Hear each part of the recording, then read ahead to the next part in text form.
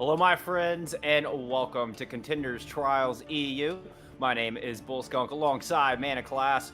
We're here in day 3 of Trials with a couple of fantastic matches that have some wonderful implications through the rest of the week. We're going to see Young and Beautiful taking on Ad Astra Perispera a little bit later on, battle for second place. But first, we have Samsung Morning Stars going up against the Ultimates. Yeah, and of course, this matchup is all about who doesn't go down 0-2. Both these teams are currently on the 0-1 scoreline. They've only played one game, so they've both had a day to rest, especially Samsung Morning Stars yesterday. The Ultimates are obviously coming off of a very harsh loss, 3-2 against Young and Beautiful yesterday, so they want to come back and also show that they can win a series. Morning Stars were not as lucky. They had a 3-0 loss versus Ad Astra Perispera on Wednesday. So right now we're looking at both these teams saying, okay, who's likely to come out on top of this? And by all measures, by all metrics that we can really throw at these teams, we would really say that the Ultimates should have the edge here. If you look at their lineup with Foki, Facility, Dance and Naru, Chokri Milk and Ding, that is really a lineup that just screams maybe they should kind of be in Contenders. So far, they haven't shown it yet because they had to play against a very strong team of Young and Beautiful. But that doesn't mean that potential isn't still there. And Morning Stars, still with the same roster of, I think, 3 months ago, really have to step up their game to try and beat this. And with the addition, especially the facility of the DPS role, Ultimates have some absolute star power. And like you said, it was a map 5 loss to Young and Beautiful, who are a very strong team in their own right. So Ultimates not to be counted out. But one thing worth mentioning is there's only 5 teams in this group. So each team is only going to play 4 matches, each match that much more important. Ultimates looking to start their comeback today here. Yeah, and of course, it is still a very new roster. I mean, basically, this entire roster only got sort of announced or really revealed yesterday when they actually started playing to the world. So both Facility and Dance, the Dutch duo, tank line, main tank and flex DPS respectively, and then Naru and Ding all only played their first match with the Ultimate yesterday. So it's still a very unknown. We saw them do very well. A lot of that came down to also Young and Beautiful making some mistakes here and there. They definitely capitalized on them properly, understood where their strengths lie, where do the weaknesses of the other team lie. And so far with this talented roster, they just seem to be a team that's hard to beat, especially if you look at Samsung. That still, I mean, yes, they're a good team. They're definitely not a team that just happens, but it's troubling for them, to say the least, prospecting this match. And with the Ultimates, I feel like they're only going to get better, Classy. As this week goes on, they're just going to get better and better. Certainly cannot be counted out of even making up to that second place slot and fighting their way into Contenders proper. As far as Morning Stars go, they have yet to get out of Trials here in Season 2. They were on the cusp. July and August, they got 3rd place both times, right on the cusp. They kind of fell off back in September. Looking to bring it back here today, see if they can, start the upswing. Yeah, of course, and it is a roster that's been together for such a long time now that they should have that synergy properly going. They still enjoy playing with each other, which is always, one of those unique situations that outside of Overwatch League, you barely see these stable rosters happening as much as you see with Morning Stars. So they've got that going for them. And when you get into those clutch situations, when you get into those situations where sort of that automatic synergistic style of play comes up, that's when Morning Stars should actually get an edge out of that. But it still remains to be seen whether there will be enough to actually edge it out, whether those situations will arise in the first place. When we start on a map like Lijiang Tower, where everyone is so familiar with, that advantage is even further diminished. So going into this one, I would still give the edge to the Ultimates, but I'm definitely hoping for some close contest from Samsung Morning Stars here. Yeah, it's we're talking about Lijiang or Nepal, but my notes. Oh, sorry, Nepal. It was Nepal. Yeah, that's my bad. Yeah, no, they debated me in the lobby. It's all fine. They do that. They do that to us all. They do that. But it's gonna be a 1st of 3 set here. Set map, so no loser pick scenario. They know exactly what they're gonna play throughout the day. We'll have Nepal, Volskaya for your assault, Numbani for your hybrid, and Dorado your escort map today. And Nepal, Lijiang, a lot of similarities. Yeah, of course. If we need it, we still have more maps. Don't worry. Yesterday we went to a map 5 and a map 6 respectively on one of the streams. I was there 11 maps in a row. That's exactly what you like to see as a caster and as an audience, I am sure. So hopefully we get more of that today. So yeah, Nepal going to be the first one. And when we look at a map like Nepal, it actually plays quite well into what the Ultimates have mostly been running. They actually like to run both the Ryan Zarya, but also are very happy with going for the Wrecking Ball a lot of the time. You know, throwing Dance out on that one, especially if there's no Sombra on the other side, no Mei on the other side. It's hard to shut that down. It's hard to really deal with that. So either you sort of try to mirror that if you were Morning Stars, or you go with that Sombra play, try to deny the Wrecking Ball a lot of value, and then maybe you can get on top of it. But it's all going to be about what Morning Stars like to run. We've only seen them play one game, and that game was versus Ad Astra, to which they didn't really stand much of a chance, it seemed. And yeah, maybe this game will show more of what their actual potential is. Another one I'm looking out for is Facility. He's got the skills and the deep hero pool, making the swap to perhaps a Pharah or an Echo, which we have seen. Both Shrine and Village can lend for a lot of air room for him to work on those characters, perhaps throw a wrench into that plan. So I'd have to agree with you. Out of the gate, I feel like this is going to favor Ultimates. We'll see if Morning Stars can prove us wrong. Yeah, definitely. It's I think they're actually going into the map now. We're waiting for a little bit for both the teams to be ready, but it seems like they're about to do so. And yeah, once again, starting on that Nepal map, we have Shrine, we have Village, and we have Sanctum. And when you look at how these maps usually play out, it is actually quite a variety of compositions that we could be seeing, depending on which point we go to. And that's something that the Ultimate showed yesterday, that Morning Stars actually couldn't show it on Wednesday as much. They tried a little bit on Ilios, but they didn't get to Nepal, so we haven't seen them play this map yet. But I expect them as well to potentially show some flexibility. What we've seen in the European region as well is that quite a few teams actually transition towards that Pharah Echo play on Control. Not just on Control, but that's just the point that happens a lot. And when you go for that side of play, you usually want your tanks to be a bit mobile as well, so that you can go for that Wrecking Ball, for that Winston, for the Diva, maybe also still for the Zarya, depending on what you want to run with. But those seem to be the four predominant tanks. Every now and then you'll see a Reinhardt, but on Control, it's so easy to just kite away and run around the enemy team and sort of ignore that Reinhardt, because the places where you fight are more spread out, that I expect these teams to not edge too much to that, maybe on Village, but outside of that, it's likely going to be a very divey situation. Well, it looks like we are starting off on Village, so it's going to be up close and personal. I expect to, could run dive, could run Ryan Zarya on this map. If you are new to Trials, let you know the top two from each group will make it onto Contenders proper. It's what these teams are fighting for. They've got their sights set on that end goal every step of the way this week. And, well, bottom teams get relegated back to Open Division. That's the last thing these teams want. So this is a very important match between these two 0-1 squads. Yeah, of course, and you're thinking, wait, but Open Division is going on right now? No, that's how it works. If you fall out of Trials, you'll play against the top teams of Open Division next weekend. So that's how Open Division and Trials are currently synergized for this current edition. Don't worry, whenever there's a broadcast of that, everyone will explain to you it again. And otherwise, there's plenty of places to find it. But for now, we're going to focus on this game. And indeed, we're going to start here on Village, which means that it's likely going to be a Pharah matchup. And so far, both these teams are showing it. It's going to be the mirror match with the aerial battle and the Tracer, the Diva, the Wrecking Ball, and of course, the Mercy and the Atla. Gotta have that Mercy to pocket the Pharah in the skies on to keep the team down low and nice and topped off. We get the dogfight right out of the gate. Facility looking to rule the skies, while it looks like Shikari is trying to lay some extra damage onto the tanks. In fact, Fuki's going to be first to fall. A little help from Meeps with that pile driver. Now Facility taking some damage of their own.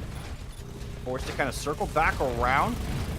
Wrecking Ball trying to pick up point with Meeps moving up to the top. And yep, it will be Morning Stars finding first control after a couple of key picks. Yeah, it's very nicely done from them, and of course it's good to set the tone early in the series. Don't want to say that you're just going to be rolled over.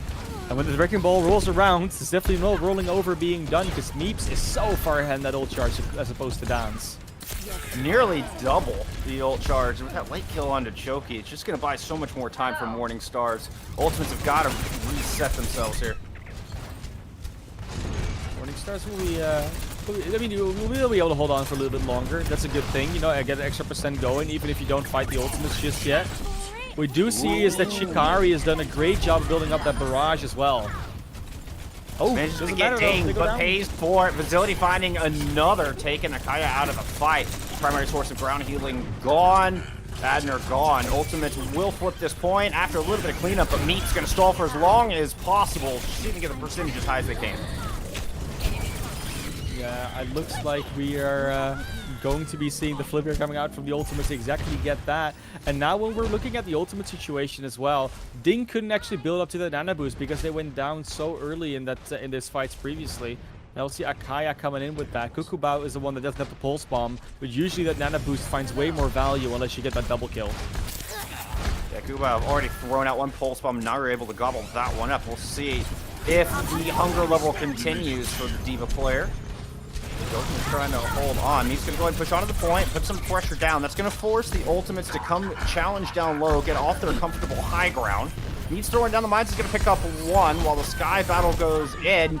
Chicory goes down. Facility landing a beautiful direct. Can now drop on a point and clear it out with the barrage. There it is. Self-destruct used just to save that mech, but Wiku cannot get back in. Kukuball! Bringing it back with a double stick. Finds the pharmacy with a pulse bomb. Classy. The one danger they're running into on the side of Morningstars, though, is that Akaya has no room to work with. They're consistently getting picked off by Foki, by Naru, by everybody really on the side of Ultimates. But it doesn't matter if Shikari just throws out the barrage. This point's still in their control, Bullskunk, and it's not going to look to go anytime soon. But this fight is not over. They're going to come back in straight away. Both DPS Ultimates from Morningstars finding great value, but now both in spawn, which means Ultimates have the room to work. Fuki taking Adner out of the fight. But Ultimates don't have a whole lot of ultimates of their own to hold on to this point. No, and they only just flipped it 94% one-fight territory for Morningstars. They're going to have the minefield as well to put even more pressure in the positioning of the ultimates, and that'll be a great tool. If Meeps can get a good minefield off like they did earlier on that bridge and the point respectively, they'll be able to deny so much space that the ultimates want to work with. Kaya making the swap over to Lucio. Found the Ana to be a bit too squishy. He's going in. Nice pile driver onto the Mercy. She's low. Choki goes down. Beautiful play coming out from the Hammond. Wiku able to find the other support. So there's no more healers left standing for Ultimates. They are in dire straits right now. Who's going to pick off Naru? Chicory still putting all that pressure down. Don's trying to hold on to this objective for as long as possible. And Fuki come back with a nice pulse bomb. Might be just the ticket. Dons drops the mine, denying even more space, and percentage continues to build for the Ultimates. Yeah, so far the Ultimates still able to hold on to this point, but they are losing ground more and more, but not when WeQ goes out of mech. It means there's so much more space to go onto anybody. A lot less fuel still there. And Shikari on the barrage from Facility, but Facility actually taking that first hit. Oh, dang. Showing up with the Ana, taking out the pilot. D.Va making sure that there is no more mech, and that's going to allow the Ultimates the space to claim round one. What a back and forth.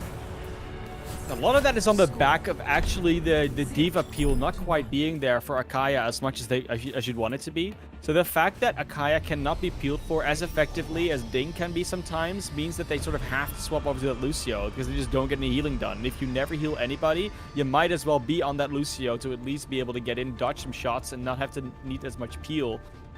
Now we'll see Adnar go over to Lucio and Akaya onto that Ana. So Akaya is going to stay on that. We'll likely see Adnar swap over to the Mercy, just like Chucky Milk is still on, because Shikari's still on that Pharah. And this is still the point where this is very viable. I think if we're going to see any swaps, it might be happening on Sanctum. So far, it's going to keep being the mirror match. And that was a very close last point. If anything just went slightly differently, maybe there could have been a win for some Morningstars. And they're going to try again here onto Shrine. A bit more open, so they have to be even more careful to protect their Ana. Yeah, Ultimate's narrowly edging that one out, missing both their supports in that final fight. Working around the right-hand side, Fuki has found themselves a target down low. Says, no, I don't want to go for that D. Let's see if we can pick off the Pharah. Chicory being ever elusive and landing a direct onto Facility, but cannot find the second. Facility continues to return fire. Meanwhile, the tanks are going to clash on the point. Spin to win. Chicory does win the battle in the skies. Dan's losing the battle on the ground, which means Morningstars get first control on Shrine. Yeah, we talked about Akaya not being able to get much healing off, but it looked like Meeps was actually much more in a better position than Dance and Naru were. A lot more damage not being healed up by Ding than it was on the other side. So very much a good start for Morningstars once again. We saw this last point.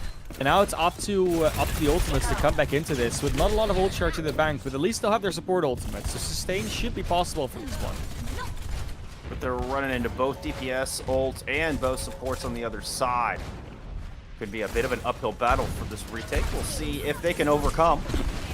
Self-destruct thrown out early, tried to take the pharmacy out of the sky. No such luck. It looked like it hit the crossbeam of the entrance. Ability to turn around, trying to build up to the rest of that barrage. Could be the ticket they need to open this thing up wide. Nano boost out onto Cuckoo Ball. Is going to go in. Misses the pulse bomb, not quite finding what they were looking for. Nevertheless, all the while, they're keeping the ultimates at bay for the most part. The tanks are going to make their way onto the objective. Shigiri trying to circle on the outside. Throws down the barrage, picks up one. Can't quite get the demech. Facility with one in response, but Shigiri was there, ready with the direct hit. Fuki winning the battle against the counterpart Tracer as well. So no more DPS standing. Well, it's 1-for-1 trade on that one. Don's dropping the mines on the point, desperately trying to see if they can get this flip. They still really need to get it soon, otherwise they won't have two fights, they will only have one. And with 75%, they at least can lose one fight and then go in for another one. It won't be last fight territory straight away. And that's what you like to see, but they did have to use everything they had in the bank for that one. Luckily, of course, Morningstars don't have that much to work with either. It's fairly even in a vanilla state right now. And we'll see if the Morningstars are going to be able to come back into this. Because attacking with a Pharah, always tougher than defending with it. So Facility in a more dominant position at the moment. Yeah, there's been a lot of circling around. I feel like it's two boxers just circling each other around the ring the whole time. Not a whole lot of haymakers thrown just yet. Just kind of jabbing at each other. Yep, a bunch of rope-a-dopes going on.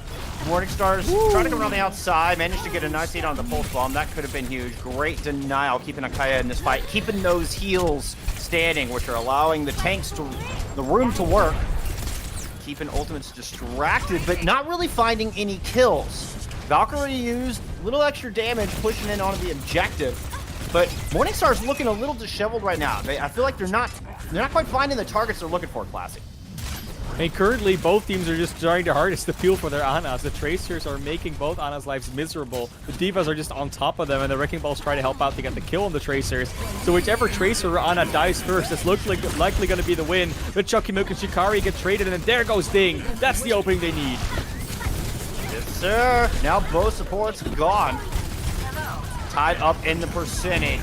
But Fuki and Naru striking right back once again with no supports. Ultimates are finding the kills when they need them the most. Self-destruct over the top is going to find Akaya.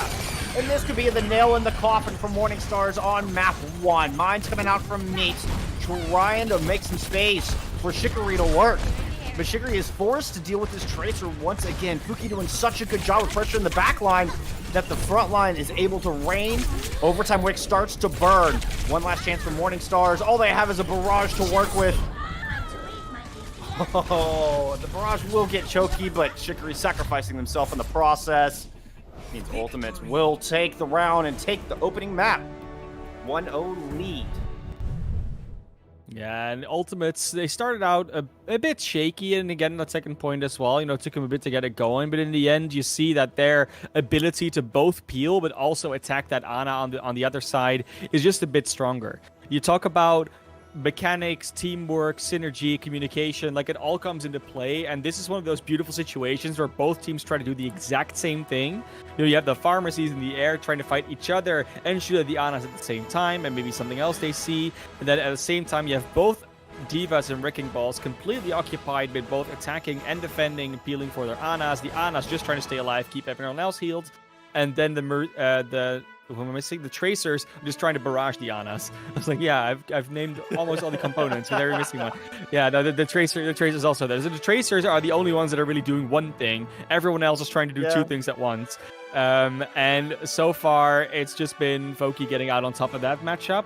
But a lot of times, actually, the opening did come out of the Pharmacy duel, whether it was the Mercy's going down, the Pharah's going down, and then being followed up And because that happens in the sky, because it happens so far away from each other, the only one that can really help out with that is maybe the Ana shooting at somebody, maybe the D.Va flying up in the air every now and then, but it's a fairly 2 versus 2 matchup most of the time.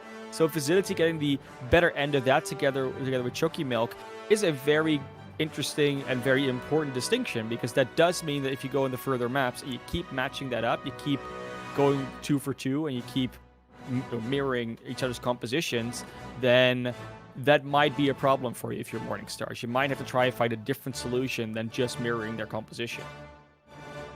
Yeah, better answer definitely in order, because they lost that in the skies for sure.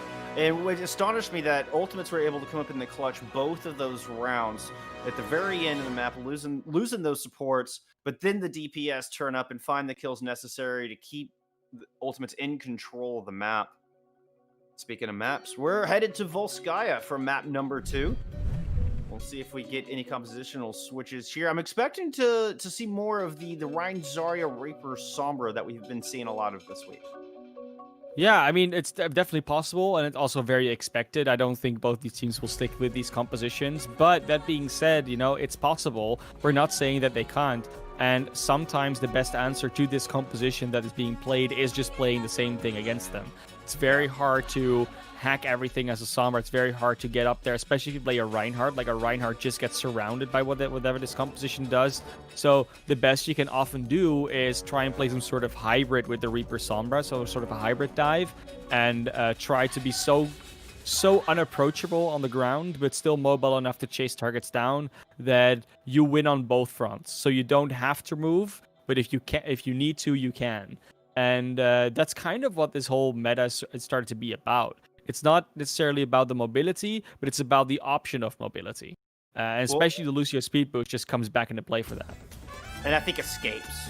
I think every character we're seeing in this meta, I mean, aside from some peppering of Rein Zarya, but it's all about that escape mechanism. You can get out of harm's way in a heartbeat, and that could persist here in Volskaya, although the high ground is very important in this map as well. So I could see an Ashe or even an Echo or something coming into play, certainly on defense. Yeah, oftentimes you will indeed see more of the dive, more ranged poke composition coming out on the defense, where you still have the ability to touch the point if you need to with some mobility and then just get out, like you said, with the escapes. But you will also be able to just do something on the other side where, on the attack, you have to sort of occupy that space. And that all plays into how the objective actually works on that map. That being said, though, we're not going to bore you too much with that technicality because the teams seem to have some trouble. So we're going to take a quick break. We'll be right back after that. And then we'll actually go into the map. Of course, the Ultimate's still 1-0 up, but that might change after the break.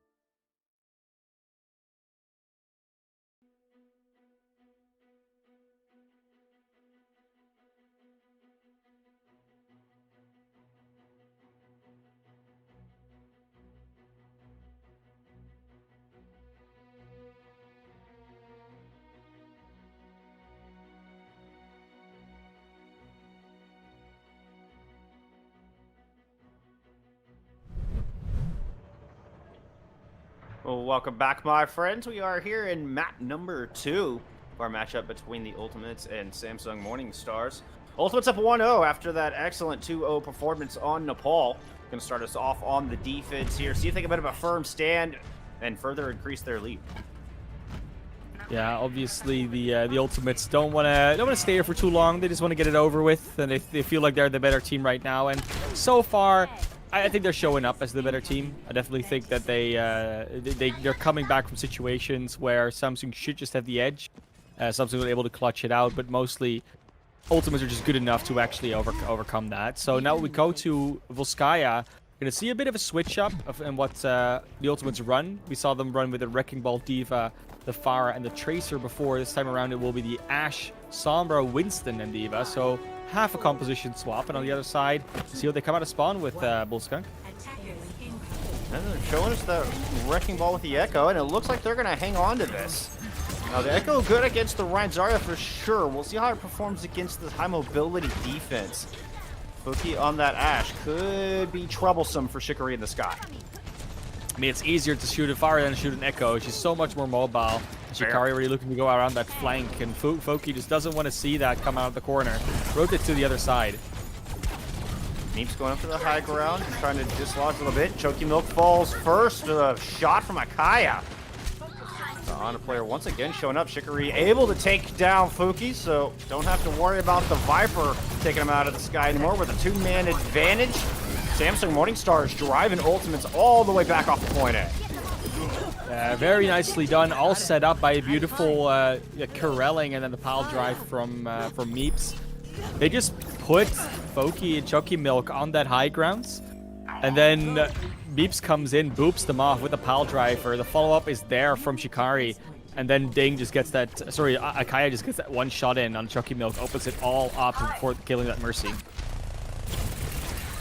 Not a whole lot of potential to run away with point B. We do have a pulse bomb coming up online. The Morning Stars also have their support ults available, ready to go. They used the Nano onto the Tracer last time. Let's see if that trend continues. Can be a feast or famine kind of proposition. Indeed, Kukaba does receive the Nano boost, but also receives a sleep dart. You're just going to have to sleep that one off there, Kukaba. Kaya gets rezzed up, so the attacker's back at a full 6-man roster. This on the back line, though, it's insane. Akaya just goes down. Dons gets the Nano boost on the other side to find both supports. Eventually pays for it, but Morningstar is still forced to reset. You see that go in, right? 3 ultimates used there for Morningstars, and only that Nano boost comes out for the ultimates. That's that confidence. That's that, you know, that ensure, like, yeah, we just need a Nano boost to win that. We'll be fine. We already killed the Ana once. We can do it again, and we even have more power this time. And we don't need to use anything else to win this fight. And that's good, because they need to hold for 4 minutes 40. They want. Well, they've got some wonderful stalling ults. Looks like a lot more high impact coming out of the ultimates right now. You're going to have the Primal Rage to stall you. Of course, got that big EMP, shut everybody down. And then there's the big Omnic Butler coming out immediately, but 2 kills going the other way. Choky Milk and Fuku once again dying first in the fight, but Don answers right back. Knocks Luku into the icy waters of Volskaya. Self-destruct from Naru will seal the deal for the defense. You look tired. We talked about it in the break, actually. We're like, oh, we don't really have to mention it because it doesn't really matter. But Choky Milk dying early this time actually starts mattering, Bullskunk, because they have a very good technique of trying to get that Mercy Ashe combo. Especially Choky Milk just gets caught out very easily. Akaya threw a beautiful anti-nade in there, then Meep just runs through the back, and they get cleaned up by Kukubao. It's actually going very well to take out that duo of the Ashe and the Mercy, but it's not enough to win the fight, because they're still losing members on their own side, especially Akaya's under a lot of pressure. But now there's no more tank ultimates from the ultimates. So if Morning Stars can keep having that success, that will eventually work for him, but you can't lose Kukubov that early in the fight. Shikari's going to drop the duplicate onto the Winston and receives the Nano boost, but yet again, another wonderful sleep dart from Ding, denying the value from the Nano boost. Primal Rage coming out, but there's only 3 seconds left in that duplicate. Dons does go down. Morning Stars might have the opening they're looking for. Shikari takes down Ding. They need to push in. Fight on this point. Second bomb coming out from Fuki. Will it be enough to stall for the reinforcements to show up for the ultimates? Good body blocking from VQ there. We'll even give them support some more ultimates. Is just a pulse bomb from Naru, and that first tick will at least be picked up, probably the second as well. Facility tries on that Tracer, but so far this is looking dire straits for the ultimates. Pulse bomb gets eaten up by WeQ, looking very dire indeed. WeQ then following up with a kill. Dons has returned to the fight. Primal Rage ready to go. A little bit of stall potential out, but here comes the self-destruct from the other side. Bubble breaks just before the bomb goes off. Oh, Fuki coming back on the leg. Soldier 76 showing up in a big way. Catches Morningstar's way off guard. Beautiful flank and a 3K to show for it.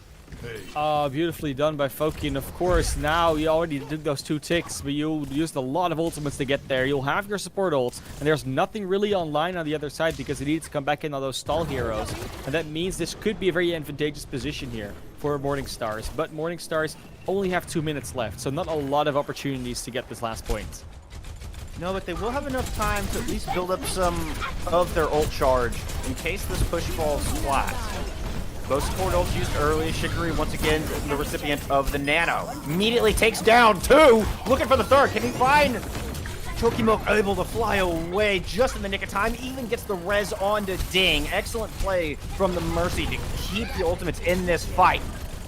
Dons falls, but you still have Naru on the point. Antied in low. Naru gets the neck. No more takes Ding, and a nice pulse bomb lands.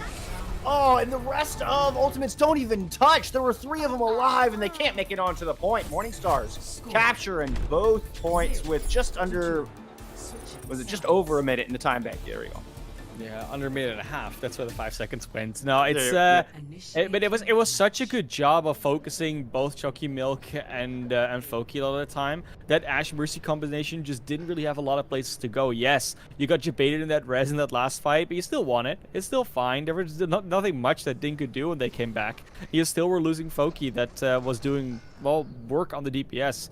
And we've had this before, you know, actually not a few weeks back. I think the last trials week, maybe the trials week before, we had an interview with I think Sycamore and Sheer Cold. I don't remember who it was. I think it was maybe Backbone or Grafin. They were playing Ashe a lot, and they were like, "Oh yeah, Ashe is so free in this meta," and it's really good to, I wouldn't say teach, but to discomfort Ashes that have been so used to being very free in this meta, in the meta or in the balance patch, and Meeps coming in and just working that combo together with Shikari and Kukubao, and even with Akaya with beautiful anti-nades. It just shows that you can be as far away and thinking you're as free as you want, but if a Wrecking Ball really wants to, they can get you together with your team. And what value? I mean, you're using one single tank to completely dislodge half of the opposite team. Because then suddenly both supports have to fear for their lives and try to keep the Ashe alive at the same time. Now Morningstar's going on to the defense, not showing any changes in composition. Adjusting angle of attack. No. I mean, I don't know if they need to. No, they were doing very well on it so far. Yeah. And the only argument you can really make is like, oh, Shikari may be too vulnerable in the sky on defense, but you can just do so much poke. It's just like a Pharah, right? The defense just only makes it stronger. Speaking of poke, Foki ever get in deep. Dons with the final blow. Kukubad down. 1 down, 5 to go for Ultimate. They look to push on to point A. Dons finds himself a squishy target at the back, but Shikari shows up out of nowhere with the protection. Takes the main tank down. Ultimate might struggle to take this point as Naru is so close to losing that mech. Here comes Ding, the savior. And just in the nick of time, keeping the D.Va in the fight, which is huge. The point presence remains, and the ultimates are starting to get some progress. Facility picks up a kill. Ding even getting into the mix. And that's going to be 1 tick of permanent progress picked up. More to come for the ultimates. The ultimate's underway to get the first point and potentially even the second one after. Their ult bank is already starting to come up, and especially that EMP can be devastating if you come in. If the facility hits that one, this fight can be over before it even begins, and point 2 can be capped with over 5 minutes left. I don't see anything on the defense that can hold up to it. It's going to take excellent positioning from Morningstars to minimize the impact of this EMP. Too many people get caught out, and this thing is done for. There's also a Coalescence and a Pulse Bomb they got to worry about. I mean, you have a duplicate and both support ultimates. They could do something to help target sustain, but Dance already leaves under a lot of pressure. They're trying to get in that same position as Meeps was last time around, but Ding already takes down Akaya. It's a great start. The EMP is out. Finds too. WeQ does receive the nano boost. Akaya's dying wish, but it does not help them to stay alive, and the kills pouring through as Fuki is just running wild through the back line. Duplicate from Shikari buys a lot of space though, and Kukubal with a kill onto Dons. Ooh, what a clutch performance from the DPS players of Morningstars to hang on to this point.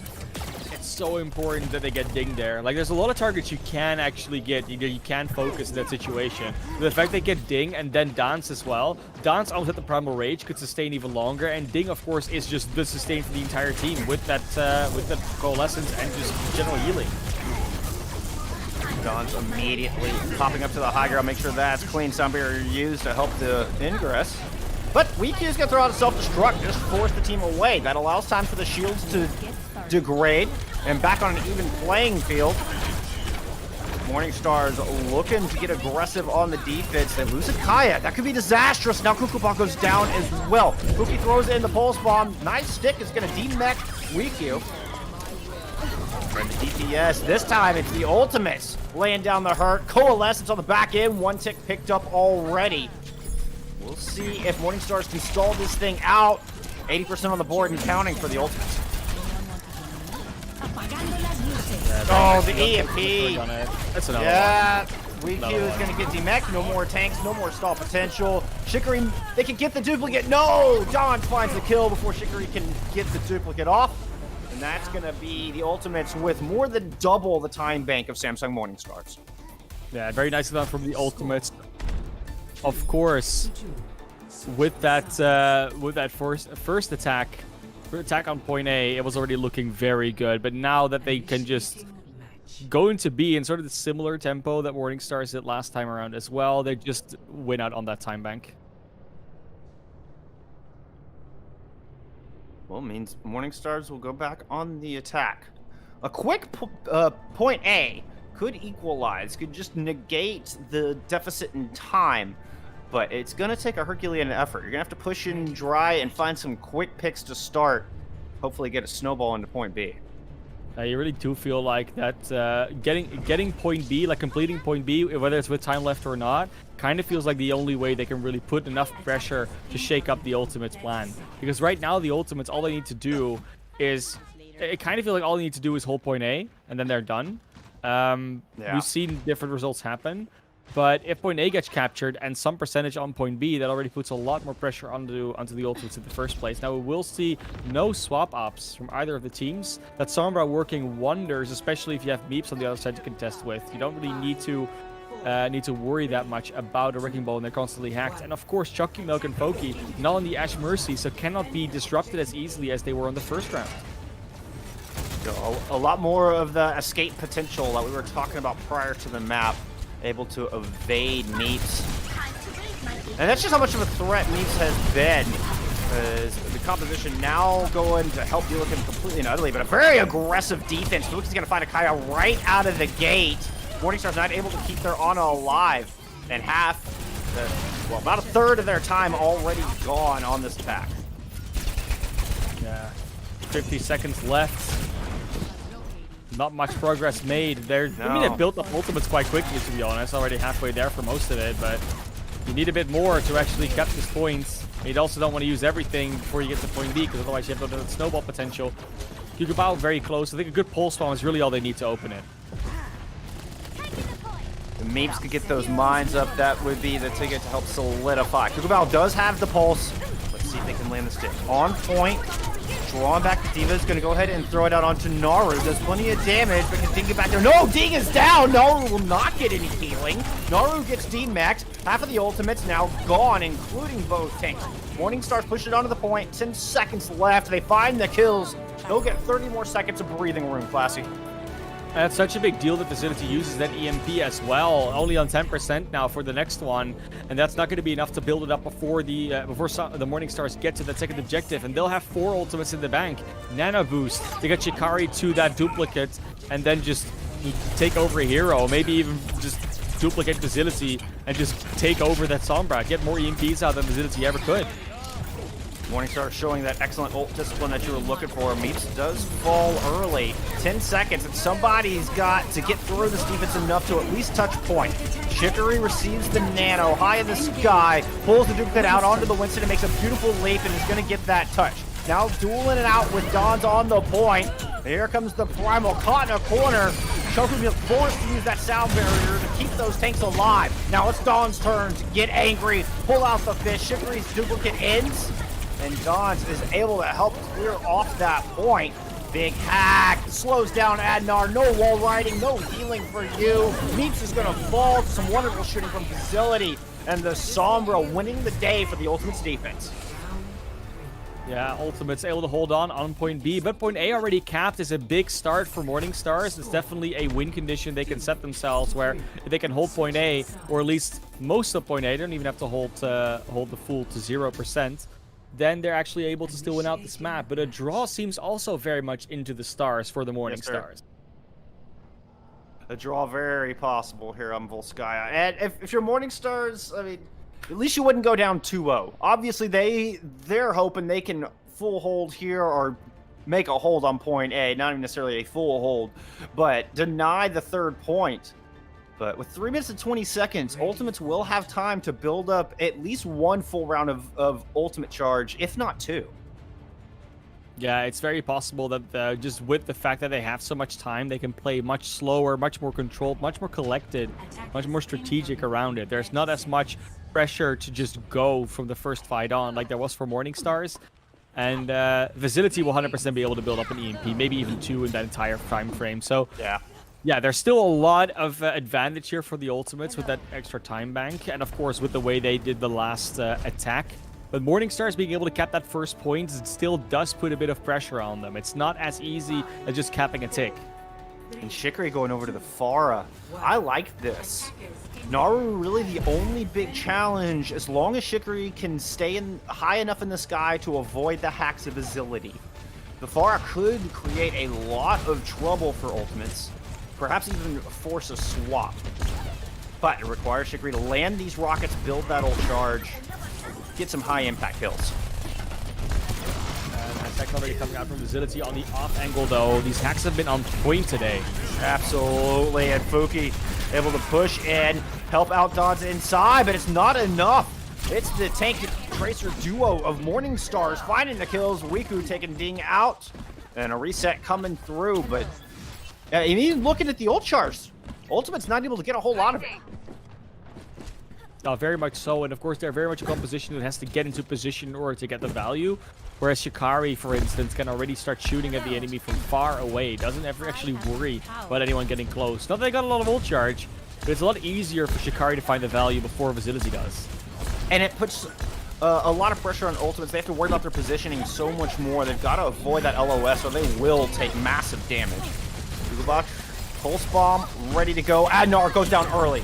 Beautiful play from Dons. Pulse Bomb goes out into the nether. Wasn't even close. That was a complete whiff, but may not even need it. Still putting a lot of damage down on the Dons and will eventually fall with a little pile driver help from Meeps. Now, Kaya goes down, so Barrage in response. Barrage gets nothing. Standing still, you're just an easy target. Facility takes full advantage, but now Ding falls on the other side. They're trading out. See, one DPS falls, then the other side. One support falls, then the other side. And we're left with a 3v2 on the point, favoring the Ultimates.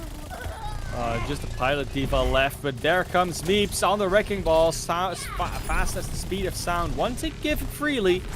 Of course, they don't really need to worry about one tick. They need to worry about all three of them. And with that kill onto Kukubao and Meeps, it does look like this point's going to flip over to side of the Ultimates. But over 2 minutes already won in that defense. So very well done from Morningstars. Now they only need to hold B for 1:40. That's not a long time. But if you look at that ult bank from the Ultimates, you're going to see that it doesn't matter about time. It's all about the resources. EMP thrown out early as the rest of the team there. It just finds the pharmacy, but an early pick on Chicory could be huge. Follow-up not quite there. The rest of the team was not able to move as quick as that Sombra. Chicory receives the nano. Going in, looking for the kill on the Fuki. Can't quite find it, so has to go back and put some damage down on the front line. Facility able to take down Kukuba. And that's a one-man lead for Ultimates on this last point. 65 seconds to go. Pulse bomb at the ready for Fuki. In the back, trying to take Mutes out of the fight. Off screen, we saw Adner go down. Farah goes down. No more worry about the sky. Johnson's going to DMAC Weeku, and Ultimates looking to close this thing out. They don't want the draw. They want the 2-0 lead. They just had a lot of ultimates ready there. Even though that EMP kind of didn't find much because of a beautiful counter self-destruct that came out from Weeku, there was still so much left for the ultimates. They had plenty to work with, and on top of that, even that nano boost that then goes onto the Chikari Farah, you think, okay, they could do something with it, but they failed to hit Foki on that tracer. They failed to get anything afterwards, and that is kind of where everything falls apart. You need to find at least one kill with that nano boost on your, if you're a Farah, even if you don't have the barrage, because otherwise you're using an ultimate purely for survivability.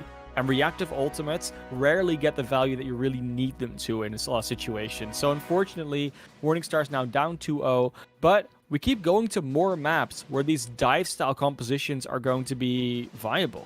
So going to a map like Numbani, where you don't expect a lot of Reinhardt or Zarya to happen, you can still see Morningstars playing the element which they look to be fairly familiar with, fairly comfortable with, where you have a Farah or an Echo, something like a Tracer, just a Wrecking Ball, the Diva flying around. Like, there's plenty of possibility still for that, and I'm very much expecting them to stick with that. And it's not looking bad, it's just that the ultimates have that tiny little edge on them that keeps on winning them these fights and these maps. Even when the stakes are down, even when it looks like they're down in the fight, they always seem to find a way to muscle their way back in. We saw it on Nepal. We saw it on point A of Volskaya right there. It's, the DPS, the DPS duo of Vazility and Fuki, and then Don's on the main tank. It's been an amazing duo to watch, amazing trio to watch for that matter. Don's creating so much space. Fuki able to capitalize on a lot of these openings. Yeah, 100%. And now that we're going to Numbani, where indeed that open space once again exists, there's plenty of room to roll around for a Wrecking Ball, especially if you hold in that first point A. You can just roll people off that high ground, open up so much potential for your DPS and your other tank to get the value and the follow-up. This looks like a map that's very much built for the style that Morningstars are currently applying. If there's any map that they could be winning, it's very much this one. And of course they have to, because they're 2-0 down. But that might also mean that it comes at the exact right time when they need it. But on the other side, you know, it's a great Winston map as well. Don's kid just bounced back and forth between the high ground, especially on point A. If they continue with the Tracer Sombra, they can be very elusive and very good at finding just the right spots to have the biggest impact. This is going to be a heck of a bout. We are going to get ultimates starting us off on the attack. I'm curious to see what they roll out with. I'm guessing it's going to be very similar to what we've seen before. I mean, Facility seems to be very comfortable on both the Farah, the Echo, as well as the Sombra. Whether they'll go with the Sombra on attack or rather with something like a Farah or an Echo on attack, that's still a question mark. You know, you don't have, there's not really a rule as this one you have to play. It does seem like and it does seem like a hero like Farah and Echo are able to get on top of that high ground a bit easier. But then again, you know, as long as Sombra is not spotted out in her invisibility, she can go wherever she wants. So there's always that question mark of like, what's more important to you? Do you want the hacks? Do you want the health packs hacked specifically for retreat? Or would you rather just put more pressure on them with the consistent poke damage, consistent projectiles that are bursting in? And I don't think the ultimates really have a preference. I think they're all going to look at what works better for us on this map, works better against what Morningstars are running. And I think if you're expecting to run more into that Wrecking Ball, Facility will likely go over to the Sombra, because it was working very well, even though the EMPs didn't always find massive value. Just the mere threat and the presence of that Sombra just makes Morningstars think twice, maybe even 3 times about what they want to do. And Ultimate's doing a great job of counter picking. I mean, they're playing the chess game very well so far here today. And touching on these compositions, this is such an exciting time in Overwatch. I love this time where you can really play the counter game. We're not seeing just mirror after mirror. There are so many viable strategies for the teams to choose from that it becomes a guessing game, especially on defense. Like, are they going to pull out that Sombra? How are we going to counter that Sombra? Are they going to use the Wrecking Ball? I love this part. I love this part, Classic. Yeah, and even, both of us, we both cast North America and then Europe. Their teams are vastly different. They're from series to series with map pool. Like, it all differs. There's not once where we've seen two series do the exact same thing. It's all about style, about preference, about what you've scrimmed, about which region you're in, what team you're playing, what map you're on. Like, it's becoming Overwatch like the devs envisioned Overwatch to be, right? Like, outside of that, they didn't think 2-2-2 was going to be a thing, that we'd sort of adopt that ourselves. I still like that, it's meta right now. The balance keeps shaking up. Yesterday, we saw some very, very interesting soldier potential changes coming in, which I don't think they're all going to go live, but if they go live, that would be a new era for Soldier. So a lot of exciting things coming to Overwatch. And of course, we're looking forward to BlizzCon line in February. But right now, we're looking forward to what's going to happen here in Numbani, where... well, we see Morningstar set up on the defense, and surprise, surprise, they're not changing anything. And I don't think they have to. I think this is a very fine composition to play for them. It's working for them to a degree. It's definitely something that they can find value with on defense as well, by sort of kiting and only going in where they really want to with the Wrecking Ball and the Tracer, and for the rest just staying away, trying to kite. The main thing they have to be really careful about is Akaya being dove. That's the one thing that the Ultimates can do with this composition to really tear them apart. And it's keeping them from being able to get too aggressive. With the tank and the DPS lineup I'm seeing, I feel like I would want them to get hyper-aggressive from a defensive standpoint, but because they have to protect that Ana, they can't go but a short distance away from their healers. They've got to be able to peel, otherwise their backline just gets decimated. Speaking of, here comes Facility and the hacks. Woo! Pressure down onto WeQ. DMAC coming through. Adnar falls as well. They were not able to protect that back line. They're going to lose Dons along the way, but I feel like the Ultimates have done enough work to cap point it. Yeah, it's not looking like Morningstar's going to have much to come back in with, especially when Shikari falls even afterwards. Kukubao could technically try, but I don't think there's much value in that. They're just going to try and get away. Won't even manage to do that. Oh, Morningstar's now have to really quickly regroup and not lose more members. Because Akaya, once again, under so much pressure here. You can see it from the top air view. Like that we get to see that every once in a while. So it's always a fun one, that it's a part of the game. Part of something we get to see. Go back into Foki's POV, though, because they're ready with the Pulse Bomb, and they're looking for a target. Morningstar's just narrowly able to escape that. That could have been absolutely disastrous as they got split spawned. But they do manage to keep Akaya alive this time, and now the Nano Boost is ready. We've seen that go on to Shikari a couple times today. I expect that trend to continue. Meep's trying to get aggressive, but runs right into the hack of Facility, who then drops a 5-man EMP. And this time the follow-up is there. 2 kills immediately light up for the Ultimates. WeQ tried desperately to escape, but hacked up. No boosters for you, no defense matrix, no mech left. And this is going to be a very quick point B picked up by the Ultimates. It's almost like Numbani doesn't have a street space, right? Seriously. Almost like that's the case. You know what? We always talk about Horizon and Paris maybe needing reworks, but sometimes you look at Numbani and you're like, maybe we could do something. Maybe there's something we could do. Just put a spawn in that Mega Health Pack room or something, just a little bit closer. But we'll see if that ever happens. Right now, though, the Ultimates are having, still plenty of Ultimates to work with going into third. Yes, there's quite a bit online as well for Morningstars, but they're still in a disadvantage. They still have to swap up heroes. Kukubano on the Ashe, Adnar on the Mercy, and it's just troublesome because they haven't found a lot of value. They may have found 1 kill in the entire map so far. And another EMP comes out from Facility. This one finding a pair. Shikari able to get the duplicate off, and it's going to be trades. 2 for 2. Both teams missing their supports. We'll see what the DPS can do from here on out. Kukubako's down. And Ultimates, they want to close this thing out. What a wicked time they are looking to set up. Both self-destructs coming out. Shikari able to find Fuki, and that might be just enough for Morningstars to stabilize. Yeah, so far, Morningstars able to stock this third defense a little bit better than the rest of the map has gone so far. They had to use a lot of ultimates for it, but of course, the ultimates did as well. So it's not a problem. They're still going to be in a slight disadvantage because of the Coalescence and that Pulse Bomb, but those are ultimates that are relatively okay. They're not necessarily fight winners guaranteed. They have to hit. You can have high impact, but it's very circumstantial. Oh, Kokoball with a nice shot. Takes Ding out early. I would advise a reset for ultimates, but They're just going to get aggressive, see if they can equalize. They're going to take Adner down. That's a good step. We use Team Mech. Pilot Mech gone, but now Dawn's falls. For every kill that Ultimates get, Morningstar's answer back. Shikri falls, Fuki's in the back line, sticks the Ana. What a beautiful double dash stick. Now looking for the Ash. Kukuba's got just one little speck of health. Getting some healing from Adnar, narrowly escaping for the meantime. WeQ shows up just in time to peel and take out Fuki.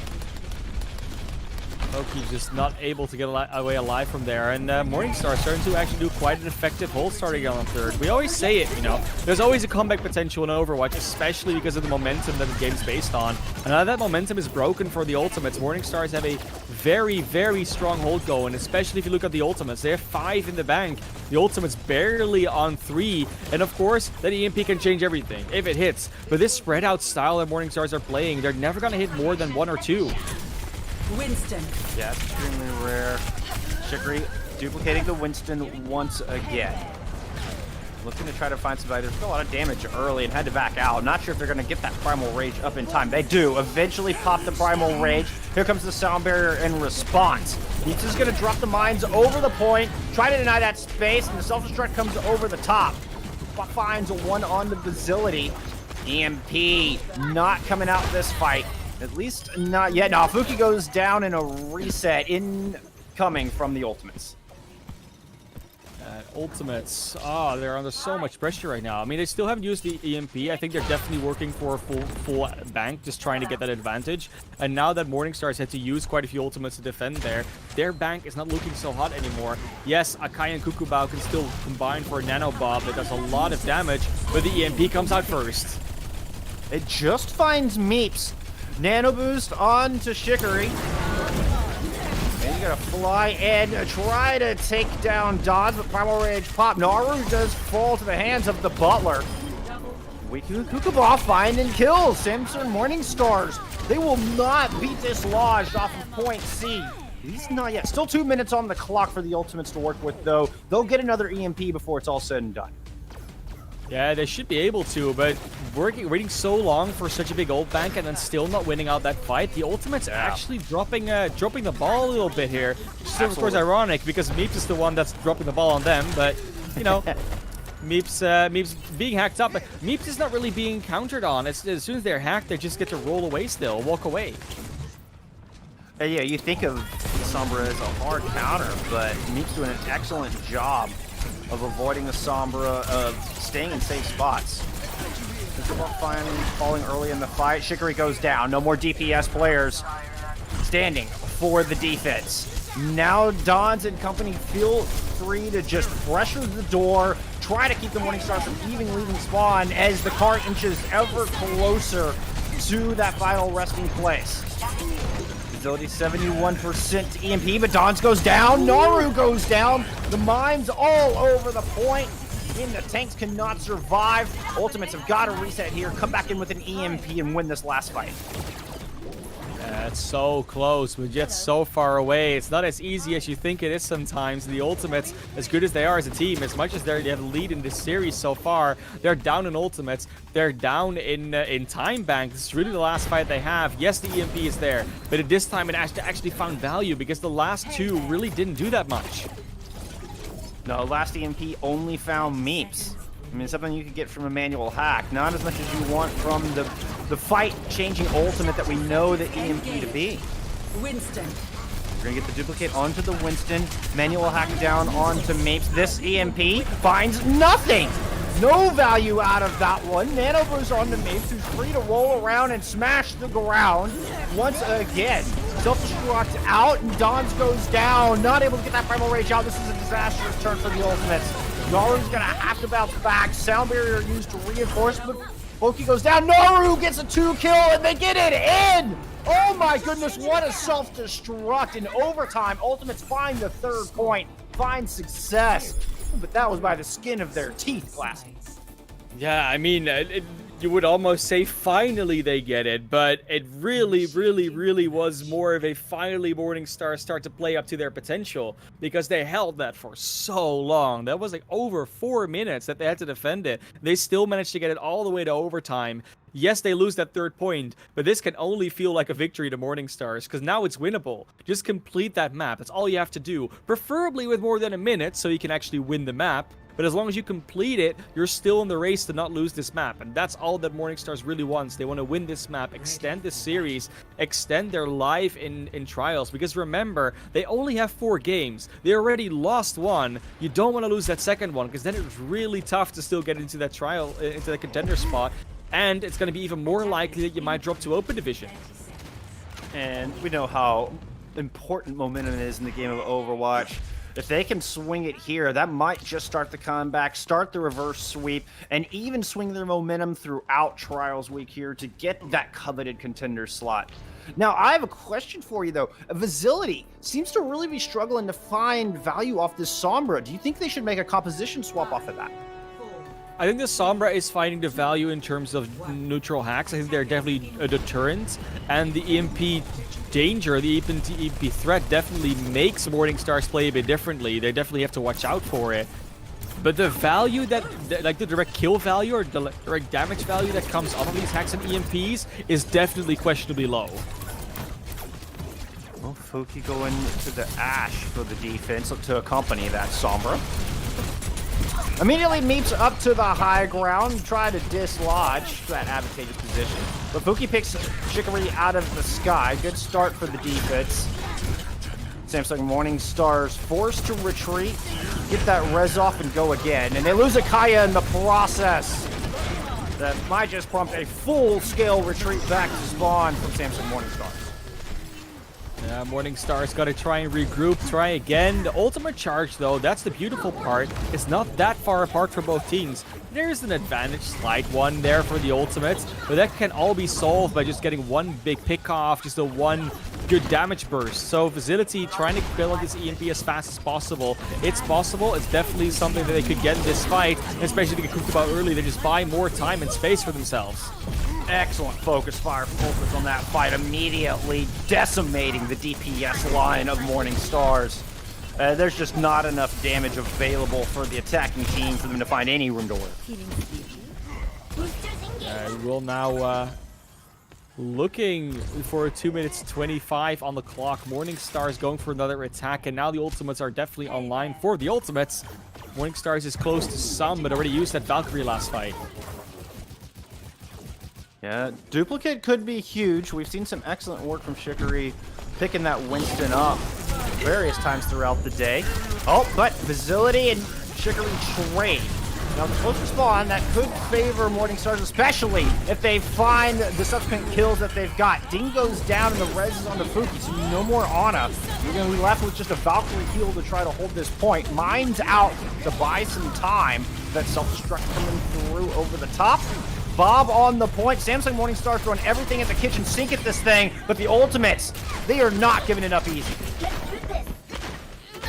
So far, the ultimates are able to hold on to this point A, like the Morningstars are holding on to point 3. And of course, with only a minute 30 left, yes, you made a 1 tick of progress, but if you take 1 tick of progress in 2.5 minutes, that's not a good pace because you need 3. You don't have what is that? 7.5 minutes, 6.5 minutes, 7.5. Yeah, 7.5. That's where we're at. Sorry. Yeah, Yeah, you don't have that for point A.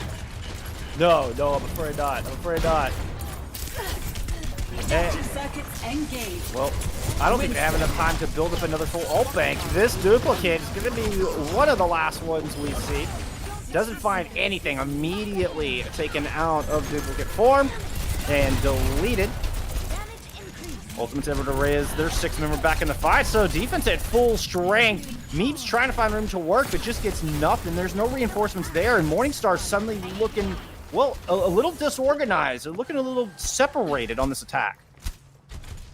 Yeah, they're definitely not as able to do as much as they were on the defense. A lot of that comes to that now they have to make their own move. They're not able to play reactively to the ultimates, because the ultimates don't have to do anything until they come to them.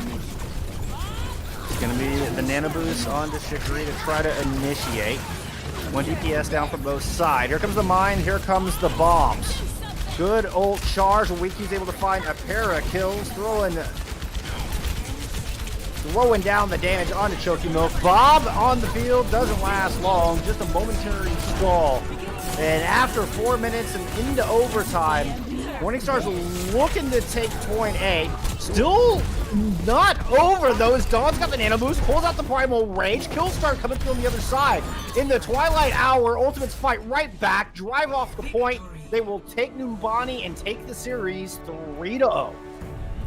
3-0 this series, and while we may have been expecting a result like this, it's still good to see that the Ultimates also can deliver on the promise. You know, we've seen teams before choke in various situations where they just cannot deliver the results that we expect of them, and the Ultimates right now seem to still be on track to be a very promising team for this trial season. Of course, they are now in a 1-1 situation, so 1 or 2 more wins could very much go their way, but it is a situation in which the Ultimates still need to show that they got even more in the bank. Because while they were still dominant, they still won this series quite handedly. We did see quite a few moments where Morningstars just showed them up. We saw that last hold on Numbani there that was just insanely long for Morningstars, and the Ultimates couldn't find an opening. We see a few other moments where they have to go into extra rounds on Volskaya, even when they get to 99% onto Control. Like a lot of situations here in which the Ultimates just have to take a long time to actually get to the position that they wanted to be in. So, unfortunately, for Morningstars, it's looking very grim for their trials, for their Contenders prospects. They still have plenty of opportunity to at least not drop to open division. So we'll see more of both of these teams for the rest of the week. But for now, we're going to see more of one of these players, hear more of one of these players, because we're going to have an interview here, Bullscum. Indeed we are. My notes say Ding is our most likely candidate. Yes, sir. Okay. Yeah. Okay. Yeah. I appreciate the They're verification. already waiting in the waiting room, so we could just go right into it if you want to. Yeah, absolutely. Yeah. Well, welcome to the chat, Ding.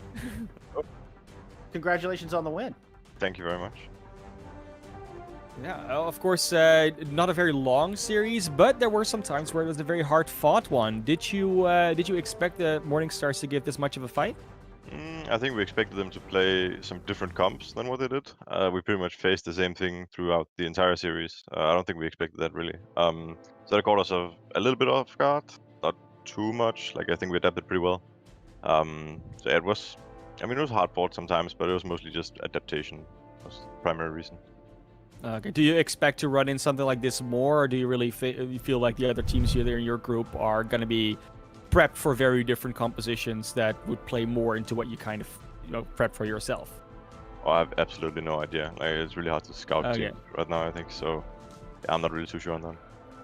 Okay, well, good to hear. And making it hard to scout is exactly what we hope from a meta like this. So it's good. Good that we're also a bit thrown for a loop sometimes as cast. This is just the same for players. It's very exciting indeed. I wanted to ask about how is the synergy coming along? We have 4 of the players on today's roster. Everybody except for Choky Milk and Dons, if I remember correctly, are all brand new to this team. How have y'all learned to work together, and how is that synergy building? I mean, it's definitely going forward. Like it's getting better and better. Obviously, we're still a very new team, so it takes some time to get like all the rotations and game plans like all following the same thing together. It takes some time for any team, no matter what level you're playing at. So there's of course some like issues starting up, but it's getting better for sure. So I'm not too worried. Do you think with all the new rosters that are in your group, because you're not the only ones that have a lot of new players in there, do you think that that helps you out, so that because everyone is sort of having very new rosters, that you're all kind of in the same boat, or do you think it doesn't really matter? Yeah, I mean, obviously every team's gonna have their struggles, right? But it's definitely like a scary thing too, because when you're a new roster, you have like the honeymoon phase on almost every team. So some teams are just really, really reckless. They just like run into you and like jump you, and it can work out very well versus like new and maybe more like unestablished teams. But like versus really coordinated teams, usually gonna fight you. So yeah, it can be both things, you know. Okay, good to know. Well, moving forward to the rest of the week, you've already played Angry Titans. Is there anybody else that you're really looking forward to playing, or do you really think it's going to be a particularly tough fight? We played Young and Beautiful yesterday. We have Angry Titans tomorrow. Excuse me. Yeah. I think before the week started, definitely Yap was our biggest concern, I think. But I mean, Angry Titans looked super strong, even though they're like a really new team. So that's the honeymoon phase I was talking about. Right. I think. So I don't know. I'm not particularly scared of any team, but I respect most of them anyway. So kind of got to do that, unless you're gonna get caught off guard. That's a great attitude to have. I like it. I like it. Well, congratulations once again on the week and on the win today, and good luck for the rest of the week. Thank you very much. Cool. Well, that was Ding, everybody, coming in there as the support for the Ultimates. Now, we of course are not done yet for the day. We're gonna have one more series. It will be Angry Titans versus Bullskunk. It'll be a young and beautiful versus Ad Astra. I got I got you back there now. It's my fault. It's my fault, Classy. No, it's completely fine. You know, we all do it. It's indeed going to be the other matchup that we were not that doesn't involve Angry Titans. Still the same group though. So yeah, still the same group though. So we're still going to see more of results of this group, and of course this is the one where things can still shift around a lot. I think in both groups actually, it's a very close trials week so far. There are teams that are a bit further ahead of the curve, but most of all, there's a very even split going on in the middle. So a lot of surprises, a lot of upsets still potential. And in the next series, that's another one that really matters. So we'll see you guys after the break. Don't go anywhere. But of course, feel free to grab some water because hydration is very important.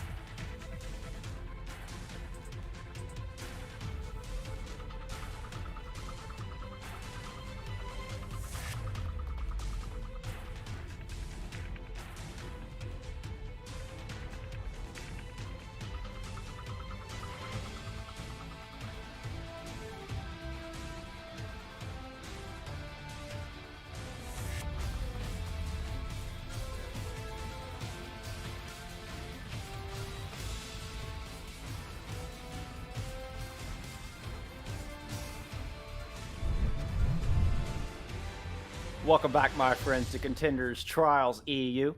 Here in day 3, we just saw the Ultimates take down Samsung Morningstars in a 3-0 sweep.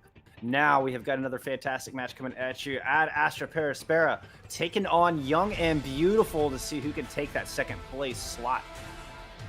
We saw Young and Beautiful in the past few days. They've been struggling.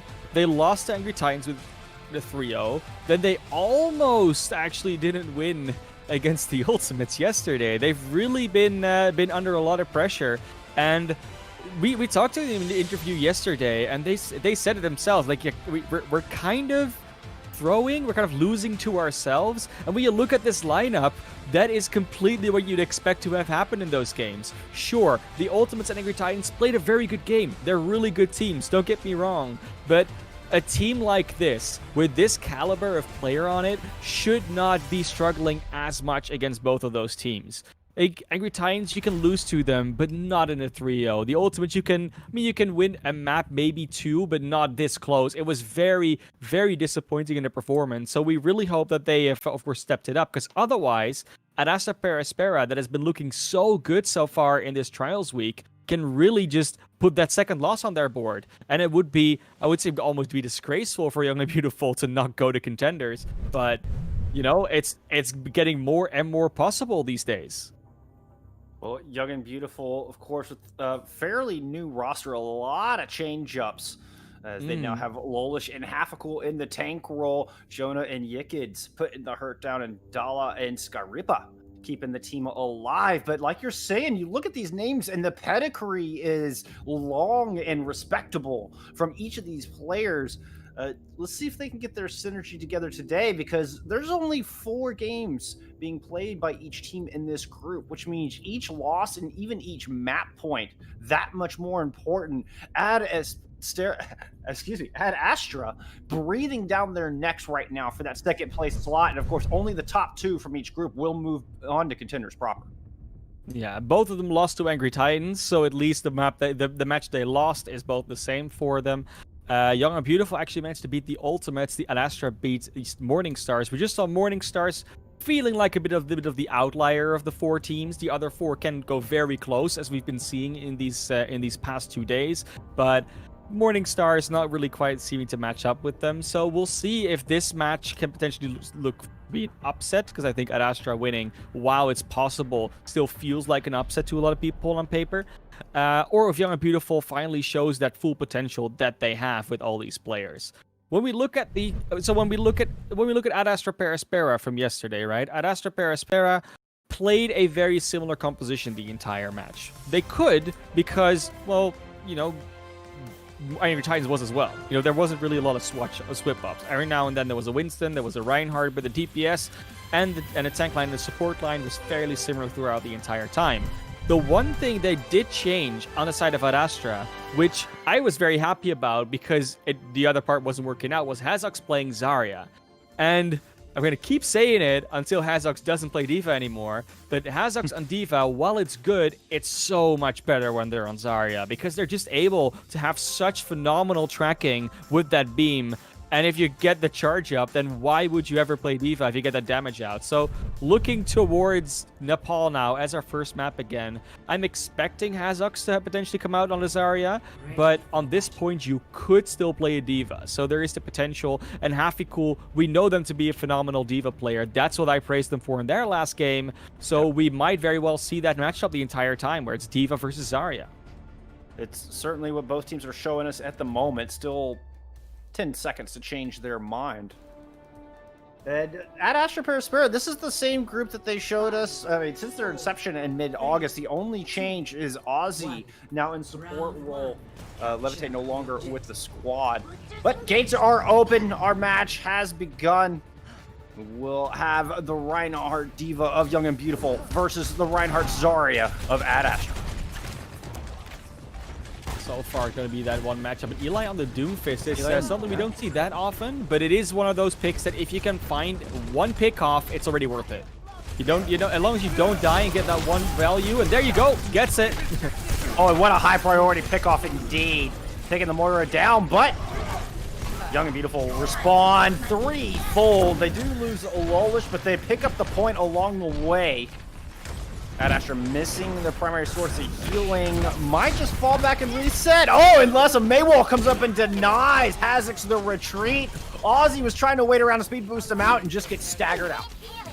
That's such a perfect wall as well, where you can say that that wall just stops Zarya from jumping up and running away. You might have been able to do it with a right click, but Hazox just wasn't in time to do that. Got taken out. Yik gets very on top of that one. Now Lolsish with that shatter is going to be such a big threat.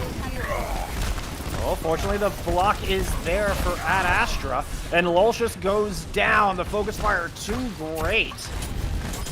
Eli making the swap over to the Mei on this next ingress. No more Doomfist, and it seems to be paying off. And then Hazix on that Zarya, like you're talking about, burning him down, able to build that charge back up despite falling late in the last fight. And that Astra flipping the point. Yeah, very nicely done from Ad Astra, of course, blocking that shatter in the first place, and then being able to win that fight without using any ultimates of their own. Of course, very nice heads up play from Young and Beautiful to not use any ultimates of their own other than that shatter. But we're still getting to a position where, with that high ground hold and that ultimate advantage, you should be able to get a good fight off if you are Ad Astra. Young and Beautiful expecting a new roster, showing that discipline we've come to expect. Death Blossom over the top. That's gonna eventually pick up 3, putting in a lot of damage. Half-a-Cool and Nala attributed with a couple of final blows there at the end. Half-a-Cool able to find 2 more picks after that, and Young and Beautiful flipping this thing right back over. Yeah, so far the Reaper matchup has really been won by Yona. He's just been able to walk around the team of Ad Astra Perisfera, and they're just not ready for it. And we saw the same thing happening yesterday with Little Flame. He was very free as a Reaper, and that just keeps on happening in this matchup. The Ad Astra needs to watch out for that. Not only that, they need to watch out for the Blizzard incoming. Does go down, but Eli falls as well. No more Mei for either side. Graviton Surge countered by Dala's Sound Barrier. Aussie responds with one of their own. Lolish and Yona do fall after the ultimates dissipate. And Ad Astra want to steal this point right back. It looks like they will do just that. So far, Ad Astra going to be able to take it back, but they are under a lot of pressure from Young and Beautiful. While that fight eventually went in their favor, a lot of that just comes down to a few luck plays. Also, some overextension from Young and Beautiful. Don't get me wrong, they are making mistakes here, and that Ad Astra has to capitalize on. But Ad Astra does also get a little bit lucky in the fact that those mistakes happen in the first place. Coalescence out, and a nice wall from Young and Beautiful as they try to move back in. But here comes the Blizzard from the other side. Walsh is caught out. Once again, but now Teemo and Hazix just free to move on the point. No more Reinhardt to worry about, which means that 95 charge Zarya is putting down so much hurt. Yeah, this Zarya of Hazox, I talked about it before. It is the damage versus the damage mitigation versus Half-a-Cool. So Hazox able to every now and then, of course, throw out a bubble, but most of the time they're supposed to just help out with damage deterrence rather than Half-a-Cool, who's all about that peel. Yeah, and combined with Skyle, that's a lot of frontline damage. Teemo with a beautiful charge, but here comes the Earthshatter from the other side. Earthshatter finds 3. Mayday somehow gets out there with their life, and Hazix is going to counterpunch back with the Graviton Surge. That's going to find multiple members of Young and Beautiful. 2 kills lighten up the feed, and at 99-95, it's all Ad Astra standing on this point. Both tanks of Young and Beautiful oh so low. The defense matrix not enough to keep Lolish alive. Now, Ad Astra turning their attention onto Half-a-Cool, demech and deleted. It's going to be a last-second Death Blossom, a desperate attempt to try to flip this point, and Dala finds 2 kills! Yekin's returning on the Doomfist, helping out. And oh my goodness, what a turn of events. Young and Beautiful flipping this point. And this is going to be a little 2v2 duel here in the 99-99 overtime. Skyle's going to throw down the Death Blossom, pick up 1 before going down. Mayday finds 1 before going down. In the end, Young and Beautiful hang on and take the opening round. Yeah, that really looked like it was going to go to Ad Astra's side, but Young and Beautiful showing up with that caliber, that clutch potential, that big brain play that they should be able to pull off, and now they're finally doing it. And so far in this match, they're definitely showing up stronger than they have been doing in the last few days. They're starting to clean up some of those mistakes. There's still some left. It's still not the most clean victory that they're getting, not the most clean play that they're showing, but they're showing much more confidence, much more security, much more synergy. And that's what we like to see from a team of this level. And now heading into Sanctum. Young and Beautiful showing us the Sombra. Yep, looks like Ad Astra doing the same. Of course, the Symmetric just to get out of spawn, and then Yona's going over to that Raper. So we are going to get a mirror composition aside from the Hazix, half a cool damage mitigation versus outright damage, as you put it. Yeah, it's still going to be the conversation, right? Which is going to be more valuable, or is it just one of the teams being better? At this point, I think we can definitely establish that these teams are both good enough that the difference in the hero will really come into play in their play style. Young and Beautiful with an interesting rotation, go all the way around the outside, try to come back in. Lolish once again the first to fall. Ad Astra just putting all their attention, all that damage going straight into the Reinhardt. And once the shield's gone, Young and Beautiful just does not have the sustain to hang around. Ad Astra able to cap first point on the back of that excellent opening pick. Yeah, it was a very close range and a very finicky flank to pull off there, but they did manage to get behind that shield from Lolsish. Lolsish going down there just makes sure that all that damage mitigation, all that extra cleave damage that the Reinhardt can provide is no longer there. It's a 100% advantage for Ad Astra. But they're coming back in here, and the hack Eli on the off angle is just immediately finding value. Yeah, hitting Skyripa, which means the Moira very vulnerable to out that fade. Fortunately protected by the front line. Coalescence out from Ad Astra as they try to hold on, build up more percentage. Eventually going to take half cooldown. Then it's Timo the first to fall, which means that's a free Earth Shatter from the other side. That's going to find a pair. Lolish able to finish off Hazix, and Young and Beautiful able to flip this point once they clean up Maiden. Lolsish just able to get a free shatter off, and it's all up to Ad Astra now to come back into this and use that shatter to their advantage, because all the ultimates are fairly even. There's not really much between these teams, and the one thing that Astra does have is a more free fight win with that Graviton that a self-destruct will provide. Not to mention that huge EMP. Oh my goodness, Young and Beautiful dropping a 5-man EMP and just getting way aggressive, pushing all the way out of the Sanctum to chase those kills. I'm fairly certain Eli got actually hacked out of theirs. I think Yigit's EMP came out a split second earlier, and they were both in the animation, and then Eli's gets denied because Eli had it, now doesn't have it anymore, and I never saw anyone get hacked, so that must have been what happened. Now Yona's hiding on this top rope. He's going to jump down and Q. Sound barrier just in time from Aussie to keep the team alive through it, and Hazix is going to respond with a Graviton Surge. That's going to find several members, but with the sound barrier dropped on the other side, Young and Beautiful stay alive and standing healthy through the big Zarya ultimate, and then counterpunch back once again, chasing Ad Astra right out the door. Yeah, there's always something to... With mirror compositions, you always talk about a few things, right? You talk about the value they're getting out of the ultimates, the timing they get out of their initiations, and just in general, how well they're rotating their ultimates. And right now, the ultimate rotation is going in the favor of Young and Beautiful, but it's mostly because they keep using them first and keep getting more value out of them. Now they'll have fewer ultimates, but they're winning the ultimate race to the EMP, so it might not even matter. Timo with the shatter. This could be the fight winner that Astra's looking for. That's going to find at least one, and they're going to take Skyripa down. A high priority target if you're only going to find one. Mayday throwing in the Coalescence. And that is it. Ad Astra finally able to get that fight win, and just in the nick of time. Young and Beautiful with 93% on the board. They only need one more to take the round. Yeah, so you can see how much impact that Coalescence can have when you have it online together with Timo's Shatter. It just provides a shower of extra sustain and extra damage that goes on the enemy team that is very hard to fight through for Young and Beautiful. But of course, one fight territory, they're already up 1-0. They could just close out this map with this next fight. Eli getting that EMP off first this time, combined with the Death Blossom. That is a very quick fight win. Yickeds very wisely hangs on to their EMP to bring into this last fight. Yeah, Yickets will indeed be having that one left. Now it's up to Aussie to build up that sound barrier in time so they can potentially use it as a deterrence, as a defensive sustain tool. Of course, Hazox with the Graviton can do a very similar thing where they throw it out first and initiate last fight on this point. Will it be a draw or will it be a win? It's going to be the EMP out first. The Shatter comes out, finds a pair. Aussie not caught in it. Managed to get some barrier out, but it's not enough to keep the team alive through the Death Blossom. The final punch in that wicked combo. And half of Ad Astra gone. Young and Beautiful flipping this point. Ad Astra desperately trying to stay alive so they can initiate the overtime. They do manage to do so, but they're so low on reinforcements. I don't think they have the ability to take this thing back.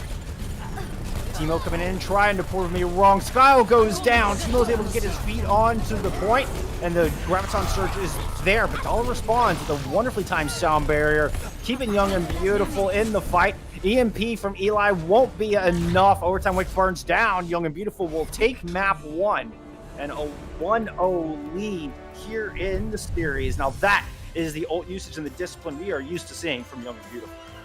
Yeah, 100%. And I would not even say there's a lot of old discipline going on, but the usage and the value they're getting out of them is definitely good.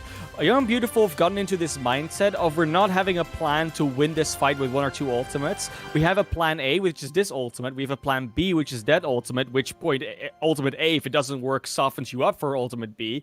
If that goes wrong, we still have this and this trick going on. So they really have this set order of like, okay, we're first going to do this. If that doesn't work, it doesn't get enough value, we might have to use another ultimate. That's going to be this one. And the fact that they're able to cleanly communicate that within such a short time frame is just very impressive. And it almost makes you think that they probably don't even have to communicate most of these things, but that is just strat A is just done. And without as much scrim time as some other teams, we're basically just having been formed the day before trials started. That's just a very impressive feat, and it is something we expect from the players, but it's still good that they bring it out. Yeah, you wouldn't guess that this team hasn't been around for less than a month, looking at the way they're playing on map 1. But not perfect. Like you were saying, a little overextension here and there, and Ad Astra capitalizing on some of those mistakes. So despite being 2-0 on Nepal, I think there's still plenty of opportunity for Ad Astra to come back and tie this thing up. Yeah, Ad Astra obviously looked very close in that map. It was still a 99-99 twice over, and the Young Beautiful really had to work for it. So going over to Volskaya, then Numbani, potentially even Dorado after, there's a lot of room to work with for Ad Astra, a lot of map potential at the time. And when we've seen them play so far, this might not really be their favorite map type. This might not be the one where they really want to go to. So that we go to Volskaya now, that seems to be more in their wheelhouse. And Ad Astra starting here on the defense. So they're going to even have to be able to be comfortably setting their own win condition, really. The Young and Beautiful winning map 1 gave them the opportunity to pick which side they want. And going against the grain, Young and Beautiful chose to attack first. I like the brass it takes to go on the attack first. All the strategies tell you, play defense first, learn your timing, you can figure out how you need to use your ultimates. But Young and Beautiful, they want to come out and lay down the hammer early, put up a wicked time, and demoralize Ad Astra. Yeah, Ad Astra. I'm looking forward to Ad Astra trying something different, but Hazok's now going over to D.Va. That's not the change I wanted to see. I talked about it before. I'm going to keep saying it until Hazok hears me, and I just don't think the D.Va is the answer. I think the only reason why you might want to run D.Va here is to spy check for that Sombra. You can definitely do that. Because Hazok so far has played D.Va like it's a Zarya, sticking to Timo like it's glue, and not really turning around for the support enough, not really working against the Reaper and the flanks enough. And if Yona and Yickets play their cards correctly, they can just out-rotate Hazok every day of the week. Yeah, perhaps look into Defense Matrix, the Reaper, or even, be able to press up onto the high ground. But I'd have to agree. I don't think Hazix is going to find the same value out of that D.Va. Certainly not just holding hands with Timo as they push in. Yeah, I mean, right, just as you're saying, just hanging up behind that shield, not trying to press up. Young and Beautiful do drop down to meet on the point. Half Cool gets hacked. They can't quite find that kill. It's Scarlet Eli dropping so low. Young and Beautiful planting their flag on this objective and now forcing the defense to take it back. Timo's going to push in, gets a big charge in, lays down the hammer. I didn't see him make it. I don't know if it got interrupted or if he hit a wall. Either way, they still find a couple of picks. Coalescence used to scare Young and Beautiful right back into their spawn. I think it must have been stopped by a hack or something, but yeah, it didn't really matter. Young and Beautiful does get 2 ticks out of that, so not at all a lost fight, and they're still keeping up an ult charge. He gets just a tiny bit behind that EMP, but especially if you look at that Reaper charge, Yona is just a world ahead, and Skyrippa still has the Coalescence that Mayday used. Defensive EMP will find 3. Skyrippa's going to use Coalescence, trying to keep the team up. And Yona, there's all that damage you're talking about. Teemo falling first, Skyle goes next. Now Mayday is the third, looking for the D.Va. The D.Va is D-Max, taken down. Young and Beautiful picking up point A, and we'll have over 5 minutes to go into point B, and they've got a whole host of ultimates to work with. It's going to be a fairly snowbally situation here. Looking forward to see what this EMP is going to get from Yikits, because he's looking for a big one. He's stalking. He drops it. It finds 3, but not Ozzy. Ozzy will get that sound barrier out. Yona throws in die. Death Blossom. Not finding a whole lot in the end. The damage a little bit too much for Teemo, but Lolcious suffers a similar fate. Skyle falls, could be the difference maker. 1-man advantage for Young and Beautiful as you're looking to push on this point. Mayday's going to throw down the Coalescence, try to equalize, try to bring back Ad Astra in this fight. The defense kind of split up right now. Hazix and Mayday in a bit of a dangerous spot. They need to get back with their team as the defense does manage to regroup on the objective. Young and Beautiful looking to strike right back. Oh, what a combo! 6-man EMP, 3K with the Death Blossom, and that will shut down Young and Beautiful for sure this time. It did look like Young and Beautiful was sort of waiting for that. It's like, we know they have EMP, so we'd rather posture for it to actually use it now so that we can get a good one off when we have our ultimates. And now, they're getting close to having their ultimates. Shatter and Sound Barrier really close. They'll have those in a few seconds. And then Yikits and Yona already building up fairly fast to those ultimates as well with Skyrippa. So this next fight, if they sustain properly, they will be able to just run over an Astra Perispera. Aggressive positioning from Eli to start things off. Yikits doing something similar, just sneaking around in that backline, looking for the perfect target. There it is, the hack! The shatter combo. Teemo falls immediately. Another Coalescence coming out, but it's not going to be enough to stave off. In fact, both support ultimates used. And Young and Beautiful claiming some ground on the back of that. So much health to go around, just nothing Ad Astra can do. Ozzy's still holding on to that sound barrier. He's going to use it late, but it didn't give but 1 or 2 members. Only Skyle and Mayday finding the benefit of that extra shielding, and Hafical picking them off anyway. 3 ticks picked up. 2 minutes and 57 seconds left in the time bank. Yeah, it took them a bit longer on point B, but they still get it going. And Young and Beautiful very much able to get progress and then recognize when they shouldn't be fighting anymore. That's what mostly impressed me about that attack. They don't over-push their advantage or over-push when they think a fight might not be winnable anymore. They have a very controlled way of playing while still posing aggressively. And while that can be very valuable, it does often lead to some lower time banks than maybe would have possible if you go for the risk, but it also leads to consistency. It leads to not having 5 minutes or 1 minute on your time bank. It leads to mostly having 3 minutes on your time bank, and that's exactly what they have, 2 minutes 57. So when we look at the other side of Ad Astra, they're trying to make those risks a bit more. They're taking a bit more of that aggression. They put a lot of eggs in a singular basket, and that's the way that Hazox plays their off tank. And that's why I would say that Zarya works better for them, which we'll likely see on this attack, because Hazox sticks with Teemo. That front line is a true front line. They really work together well, whereas Lolcious and Hafikul really sort of have their own thing going on all the time. That's not that they don't work together, but they don't move everywhere together all the time. It's more of an anchor position that it revolves around that Reinhardt, but Hafikul still goes to their own places. That's how D.Va used to be played, and that's what Hafikul's used to, because they were such a top-tier D.Va that you can see that back in every single facet of their play. Yeah, excellent positioning all around, and now Lolcious on the Winston means that's just going to be twofold of that high mobility and just dancing around the static composition. I think Ad Astra recognized that, and they're going to make the swap to the dive tanks themselves. Pushing it to the left-hand side. Yeah, so I'm not sure if I feel it's necessary. I think you could have maybe gone even for the double bubble. But yeah. I respect that they respect Young and Beautiful enough. Ad Astra now pushing into that left-hand building, looking to grab this high ground. Welsh just knows it, is waiting up top, just seeing if they come out of the door. He just taunts him up there. No, they're going to dive onto the other side, so there goes Lolcius. Able to find the kill on to Timo, and now looking to burn down the Lucio. Ozzy falls. Mayday with very little health. Skyle very little health. Eli not faring much better. And Ad Astra just forced to run off the side and regroup. Yona obviously is like the prime dive target together with Skyripa and Dola. Dola is the one that sort of flies between the different elements, wants to give Yona a damage boost as much as possible. But Skyripa also needs to be peeled for, and there isn't a whole lot of healing for the rest of the team if you just have that Mercy to rely on. So Dola really is the one that has to do the work, that has to be kept alive. Skyripa can die, just helps with the extra damage.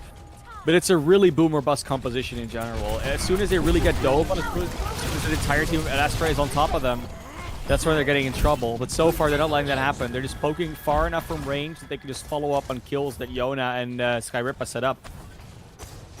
Yikids with that excellent pulse bomb to start, and a second kill after that means Skyle and Eli are just forced to wait it out in the back, never really having much impact. In fact, Skyle going down late in that fight. Just going to buy more time, already half the clock eaten up.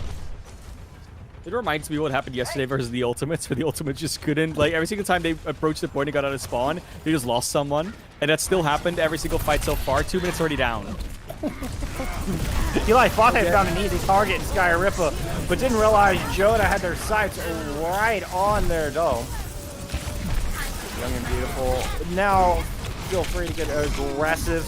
Little duel between the Tracer and the Winston on the outside.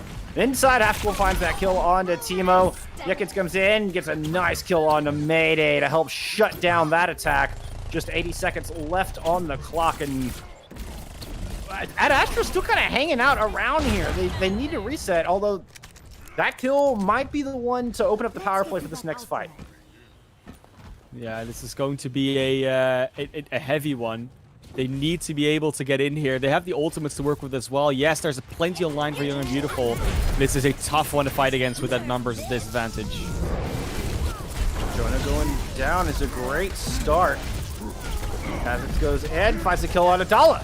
No more DPS. No, it's Skyripa returns to the fight now on that Ana, but Ad Astra, they have got the advantage. That's going to be 2-3-man advantage on the point, and they will grab point A. We'll have a little over 3 minutes to push into point B, and they still held on to plenty of ults to do it with. 30 seconds remaining. Yeah, it will now very much look like this is Ad Astra taking point A, but can they still win to B? With the ultimate bank they have, you should think so. And this happened to Young and Beautiful yesterday, where somehow, some way, they held forever on point A and then just got overrun on point B by ultimate and numbers advantage. Jonas Bob has to be monumental to hold on to this. Throwing Bob into the back. It is a huge EMP from Eli. That was a 5-man EMP. 3 kills immediately on the back of it. Now Coalescence over the point means Young and Beautiful can't even get close enough to contest. 2 ticks already picked up, and it seems like you were predicting the future there, Classy. It's exactly what just happened. As Ad Astra have just stormed onto this thing. The stall character's starting to come out. Yona returns to the point, and Yikids does find a kill with the pulse bomb, but Skyle answers right back. Tank's now gone, which means the stall potential is gone with it. Self-destruct over the top, just creating that much more space. Have to pull back onto the point to try to stall. And it did buy enough time for Lolcish to get back onto the objective. And they're just barely able to thwart this assault. I really don't believe my eyes, Classy. I thought Young and Beautiful were done for. Yeah, it really looked like it, didn't it? But they just come back in. The EMP from Eli is big, though. It could spell more trouble for Young and Beautiful, but they're all still able to stay alive. This fight is still going on, though. It's not over just yet. No retreats coming out. And Young and Beautiful holding on strong. Yeah, Hafkel's going to find Timo. You got Yikids trying to take down a Lucio. Will find that kill as Ozzy joins their support counterpart back in the spawn doors. And, well, Young and Beautiful finally get a chance to breathe. Yeah, beautiful, long fight there, but they do manage to come out on top, and a lot of that is attributed to the DPS, able to focus down those supports twice. Dollar goes down before the fight. Ozzy goes down before the fight, Mayday during the fight. They both don't really time their ultimates into place there. They really want them to, and now Mayday will have the Coalescence to have the sound barrier close, but there's ultimates aligned for Young and Beautiful now. Ooh, a narrow miss. Almost devalued the Coalescence entirely. Primal Rage on the front. Teemo trying to create the space for those DPS to get the job done, but there's a sound barrier there. Just to reinforce from both sides. Teemo does eventually fall to the shotgun from Jonas. He's going to turn around and throw down the Death Blossom. 5 Skyle with that. Ozzy, the third to fall under. Jonas, double shotguns. Finding a 3K in that battle. 44 seconds to go. You still need to get that tick, but you want to get it before overtime. Otherwise, you don't get another chance of attack, and that could be a 2-0 lead for Young and Beautiful already. They have the ultimates to work with on the Young and Beautiful side, though, so it's very hard to get through here. If you're at Aspera, you really need a big EMP coming out here. Maybe a combo with Hazox. That would be a beautiful one to open it up with. It would. Self-destruct. Ready to go. Eli almost got that EMP. Earthshatter comes out. Oh man, he just found the tick. That's all they needed. The self-destruct able to get that kill. Teemo does eventually, Lolish eventually goes down. Teemo falls. No tank or no Reinhardt on either side. Nevertheless, Ad Astra able to push on this point. Coalescence used to help him the remaining members, but it is overtime. Even if they cap now, Ad Astra will not get a chance to respond in extra innings. The best they can hope for is a draw. A draw would still be preferable to a loss, of course, with 3 minutes. Last time Young and Beautiful just ran over it after an attack and a half, really. So we're expecting Young and Beautiful to do a similar job this time around. And we've seen more teams do this. I think Young and Beautiful especially are a team that are very favorable in that situation, where they like to play more of those long-range poke comps wherever they can. So whether it's on 2CP, on a map like Junkertown, where Yona will often go over to a Widowmaker, and it works out. You can see definitely that if you find that opening value, if you find those early shots, you can just deter an attack from coming in, or just outright stop it by actually hitting a headshot on a squishy with a damage boosted Ash, or a Widowmaker for that matter. And it has been a style that's been criticized every now and then by individuals aside from me as well, not just me. Where you say, oh, you have the Zenyatta and the Mercy, it's not a lot of healing, you really need to hit those shots. But they're showing that if you hit them, if you're able to play around that and kite away from what the enemy wants to do with their dive, you're actually going to be able to get a lot of value out of it, and you never actually have to go for the engage. It's the ultimate version of never actually fighting. And Young and Beautiful are pretty good at that. But they're also good at fighting it. So, you know, they could still go either way. If it goes wrong, they could still swap up to the right one if they want to. Well, it looks like they're rolling out of the gate with the Lucio on it. Not a combination we see a whole lot of on the defense. Hazik's back onto the Diva to try to help deny the value and the damage coming out from Yona's Reaper. But, you know, we've criticized this pick multiple times this week already. We'll see if Hazix can find more value this time around. Young and Beautiful trying to loop around to the right-hand side. Ad Astra getting aggressive, chasing him up the other way. Decide just to go ahead and fall back to the objective and yield that mega room. And now we're going to get the clash right on the point. Back onto Half-a-Cool as he tries to find high ground. But it's... And Lolish and Yikids go down. Defense will hold on for the meantime, but still plenty of time on the clock for Young and Beautiful. Well, especially since they got Hazox that late. Hazox not being there in this fight right now means that Young and Beautiful has a very short power play momentum, and they still have that Coalescence early as well. It's the only ultimate online right now that could just open everything up. And with the Lucio, they're pushing right back in. They're going to take advantage of that and find Ozzy immediately. On this Reaper, she's been oh so dangerous. Taken out, Hazix. And that is pretty much all they needed. There comes the first tick. Young and Beautiful with the 2-0 lead. Now on match point. Looking to take a 3-0 victory if they can close this thing out on Numbani. So far today, I think Young and Beautiful making a big statement of how much they want that second place slot, if not first. Yeah, and honestly, they are finally showing the caliber that we know they have. They're not making those same mistakes that we've seen them make in the past 2 days. They really have cleaned up their act, and they're really taking it seriously now. They're getting used to each other. You can see it happening where they're consistently backing off as a group. You know, they realize this fight's not maybe this fight is not won, but it's also not lost. But we just got Hazox. We're close to we're going with their coalescence. Back off. Go back in before Hazox gets back. Get that opening kill with a coalescence on Aussie and the charge, and just power over what they want to do, because you have that speed boost advantage, the coalescence advantage, and that realization, that quick adaptation mid-map. That's exactly what you want to see from a team. The Young and Beautiful is really good at it, and so far they're just looking like the better team in this series. Not by a long shot. It's not like they're dominating on Astra Perispera, but there is this tiny edge that they do seem to be able to get on top of them. Well, we're going to take a short break. When we return, we'll see if Young and Beautiful can complete the clean sweep. Y'all don't go anywhere. We'll see you back here in just a few moments.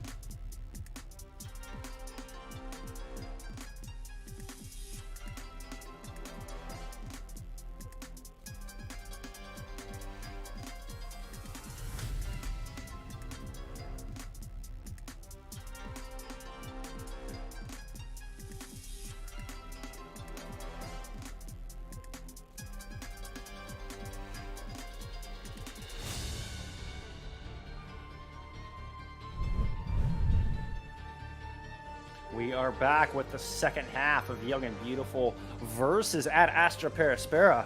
We're headed to Numbani for our hybrid map today. Young and Beautiful up 2-0, looking to close this thing out right here and now, solidify that second place slot, and 3 points in that map win. And that can make all the difference in the world by the end of the week. Yeah, and instead of meeting Efi, you can also meet Eli today, because they're playing on that Sombra today on Astra Perispera.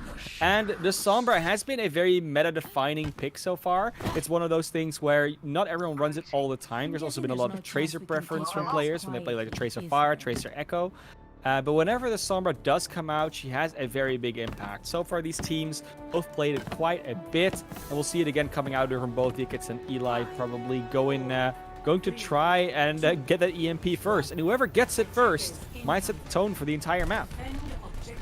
At the very least, they're going to have immediate knowledge on what Young and Beautiful want to run out of the gate, which isn't changing. We're going to see the Reinhardt and the Diva once again from Young and Beautiful, with the Sombra and the Reaper putting that hurt down. They're going to go right up Main Street. Nothing fancy, just up the gut, put down the damage, put down the hurt, and Teemo on the business end of all of it. Falls immediately, Hazox falls behind that. Both tanks gone and the Reaper, and this is going to be a lightning fast point A classic.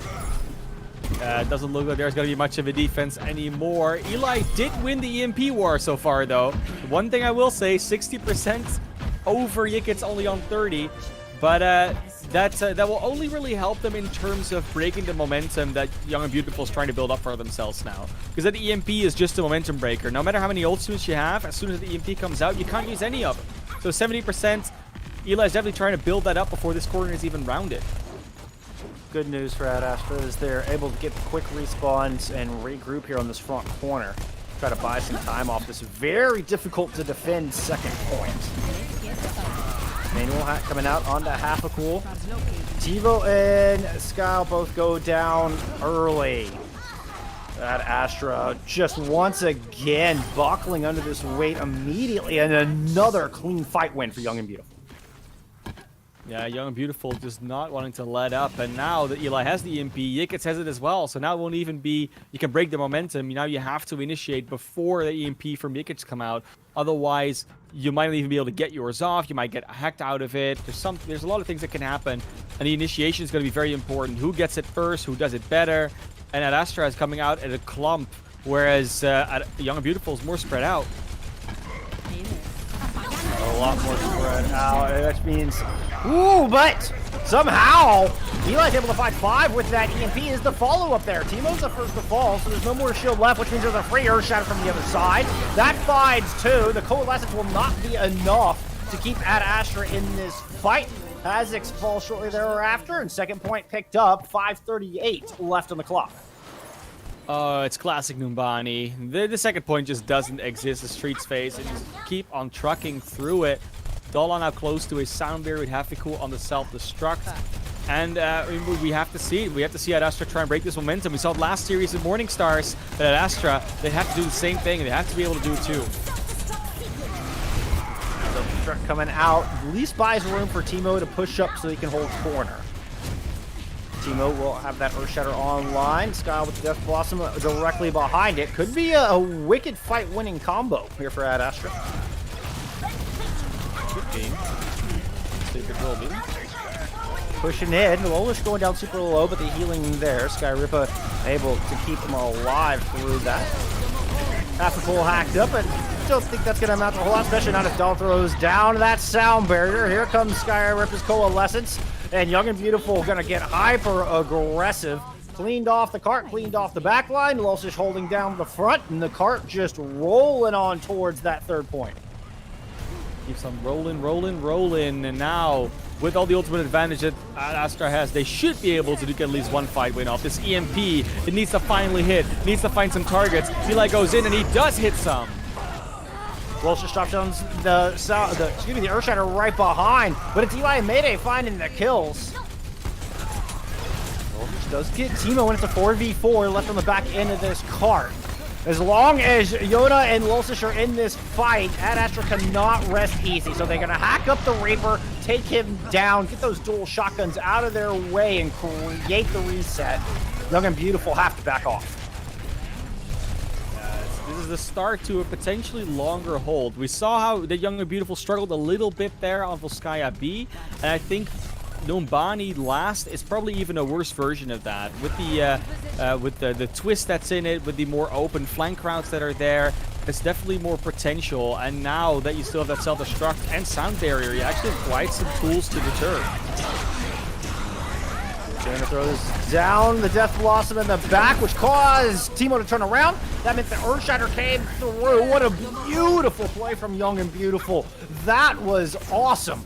They're going to pick up 2 kills on the back of that and inch that cart ever closer. Just under 4 meters left to go. Here comes the defensive sound barrier, but I don't think there's enough reinforcements to follow up. Yona's going to find a pair of kills and deny anything from coming through. Teemo just barreling back onto the point, trying to make a statement, trying to hold on. Does get a kill with that pin, but in the back line, Skyrippa is able to find a pair of their own. And now there's nobody touching carts. Teemo goes down, Eli falls, Wrecking Ball out to try to stall for the defense, but it is just Skyle and the Wrecking Ball there. Ozzy's gonna return, but nowhere close to it. Dala's sound barrier reinforcing Young and Beautiful. Coalescence out just to clean off the objective. Teemo charges back on, but doesn't last long. Burned down by said Coalescence. Yoda's gonna throw over the Death Blossom just to clean everything off, make sure this cart finds its resting spot. 30 points on the board, 2 minutes and 20 seconds on the clock for Young and Beautiful. It's one of those situations where Young and Beautiful is always to set up before Ad Astra. They're always able to take their position before Ad Astra can deny that position in the first place. Yona and Yikits were always on flanks, always on positions where Ad Astra wasn't checking or wasn't looking yet, or where they weren't able to look yet sometimes because they weren't there yet. And that just provides you with so much more opportunities to get some to get some kills, to just get early damage in, to deny or to ignore shields really. And it makes Hezox's job so much harder. Teemo's job as well, but Hezox's specifically. Because if you always have to look 360, then you will always miss something. And that's been Hazox's biggest problem on that D.Va so far. And it's not just his fault, right? It's also the fact that his entire team cannot help him out and set up that way. And it's also the fault of Yona and Yikits and the players of Young and Beautiful at large to not give them as easy of a time.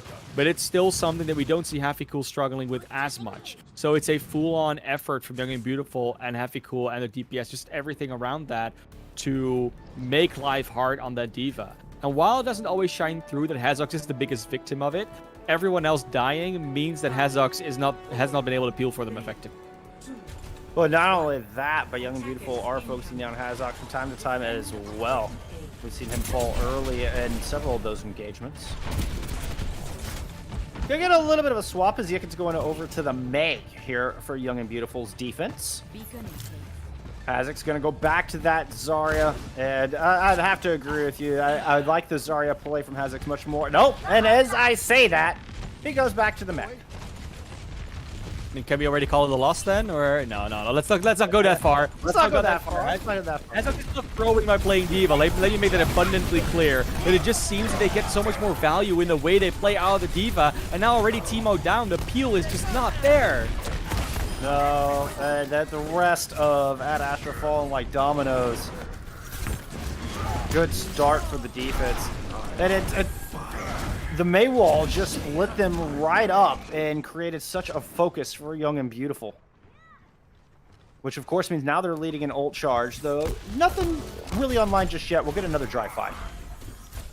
We will, and obviously dry fights are not a problem. You can definitely use them to get some advantage later on. But Young and Beautiful, I mean, the fact they don't have any ultimates also makes sure that a dry push will not yield anything because they won't use any ultimates because they don't have them.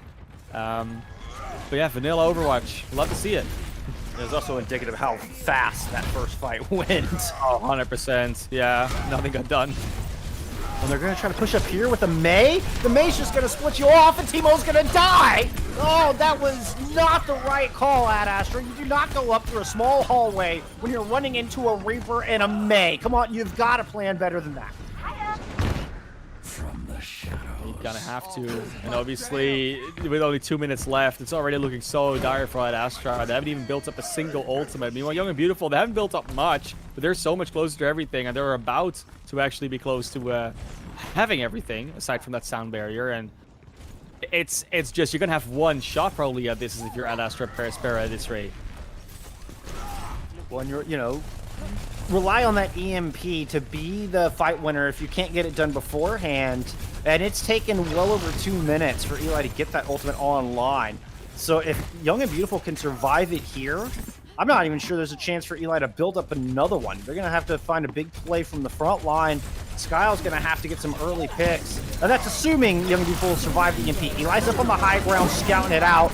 Oh, man. But the Blizzard, the Death Blossom already there. The EMP has no effect. Young and Beautiful do, in fact, overcome the big ultimate shutdown and thwart the attack once again. Now 70 seconds on the clock. Things are looking very dire for Ad Astra indeed.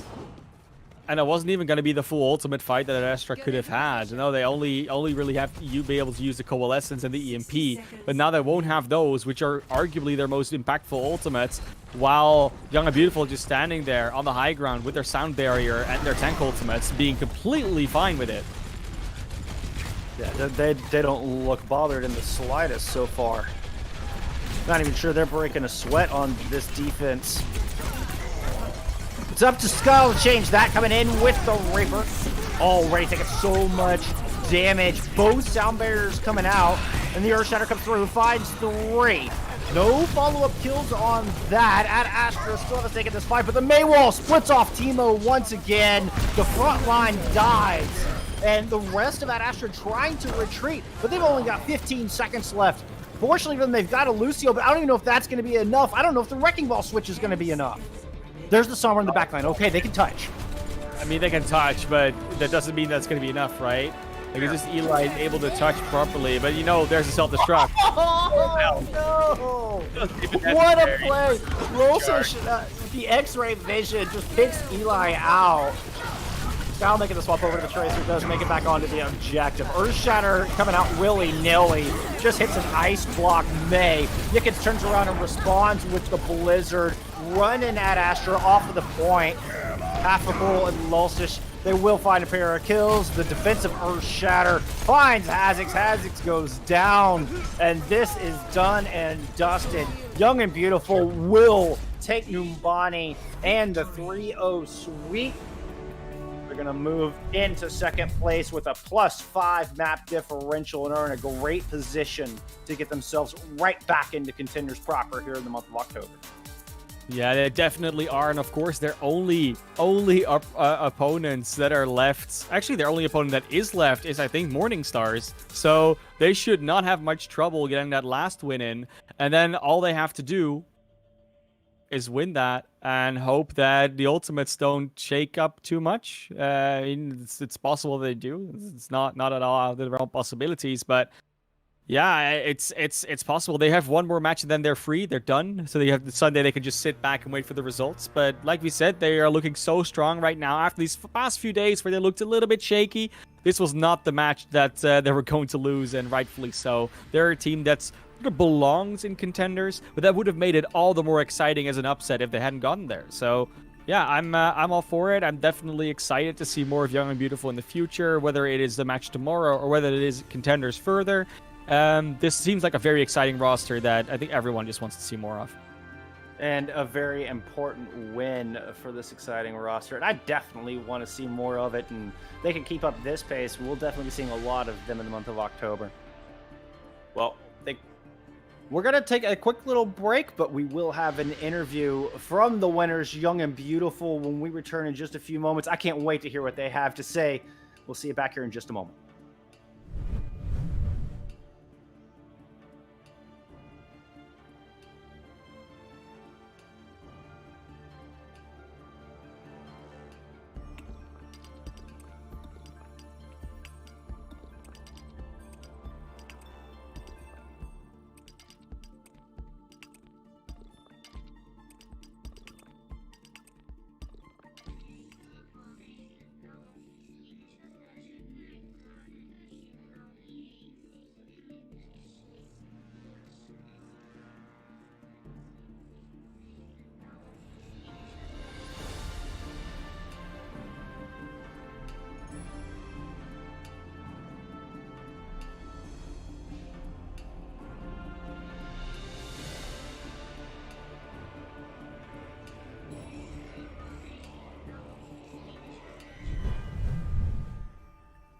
Welcome back, my friends. We are here with Lulsish from Young and Beautiful, main tank player. Congratulations on the W. Thank you for joining us. Thanks, appreciate it. Of course, you had a pretty good game just now. We talked to you about the past few days, not to you, but to one of the other players yesterday. And then the consensus was, yeah, we're sort of throwing and losing to ourselves in this one. Did it feel a lot better today? Yeah, definitely. It's like whenever we talk about how we want to play, of course we play better. It's like the first game we hadn't really gone through the rush mirror and stuff like this, so we just got completely outplayed basically in like default playstyle. And now we have talked about how we want to set up, how we want to play, general basics, and now we just roll, so. Well, we were talking today. It didn't look like this was a brand new roster. It looked like y'all had some synergy going, looking very sharp today. Is there a single shot caller behind that, or is it kind of a group effort on the team input, especially the ult usage? You seem to have a plan where you say, we're going to go plan A, that didn't work, plan B, but everybody always on the same page. Yeah, I think that pays tribute to our pre-talking how we want to play in general. It's like, it's not necessarily just planning before the fights that make us play clean. It's just like us being on the same page is from us talking before the game itself.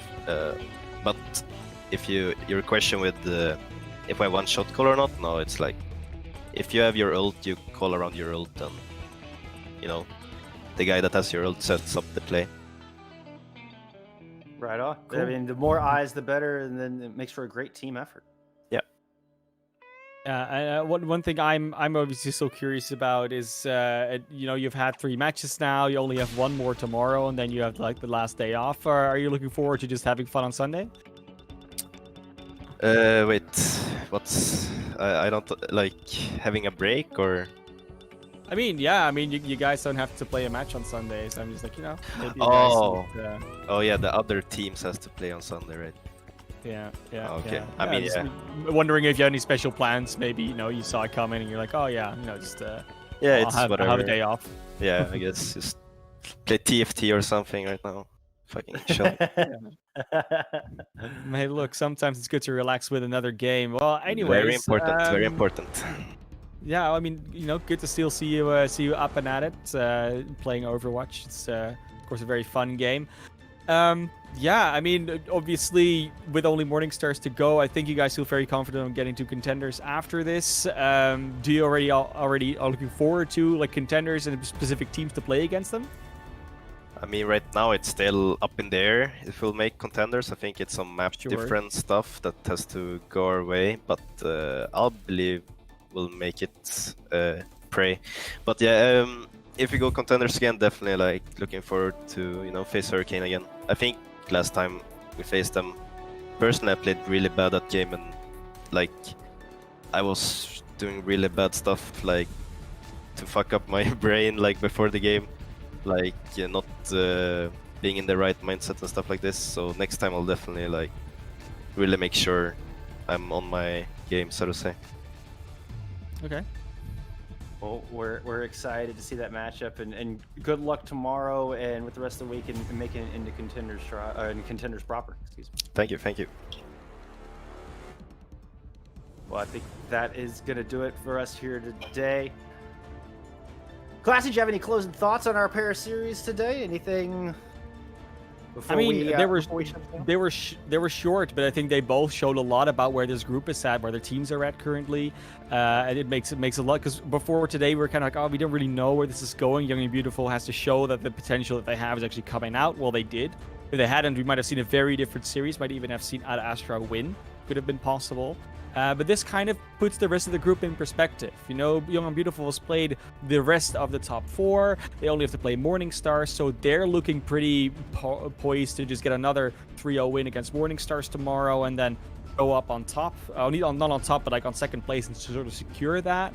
And then at Astra and the Ultimates, they can still fight it back. It's still possible for them to make it, mathematically speaking. But Angry Titans just seems to be a very strong team right now. So we'll see where this group eventually ends up. Like Lolster said, it is still a bit up in the air. But I think today definitely gave us some more clarity into where we think this is going to end up in terms of top 4. I couldn't agree more. Of course, as we've all been saying, that map differential ever important, and the 3-0 today certainly putting Young and Beautiful in a great spot to grab a spot in the Contenders. Well, that will do it for us here today. Thank you all so much for hanging out with us at home. A big shout out to our production team, everybody behind the scenes, and to Monkey Bubble for bringing us this fantastic production. And we will see you back here tomorrow for more Contenders Trials. Have a great day.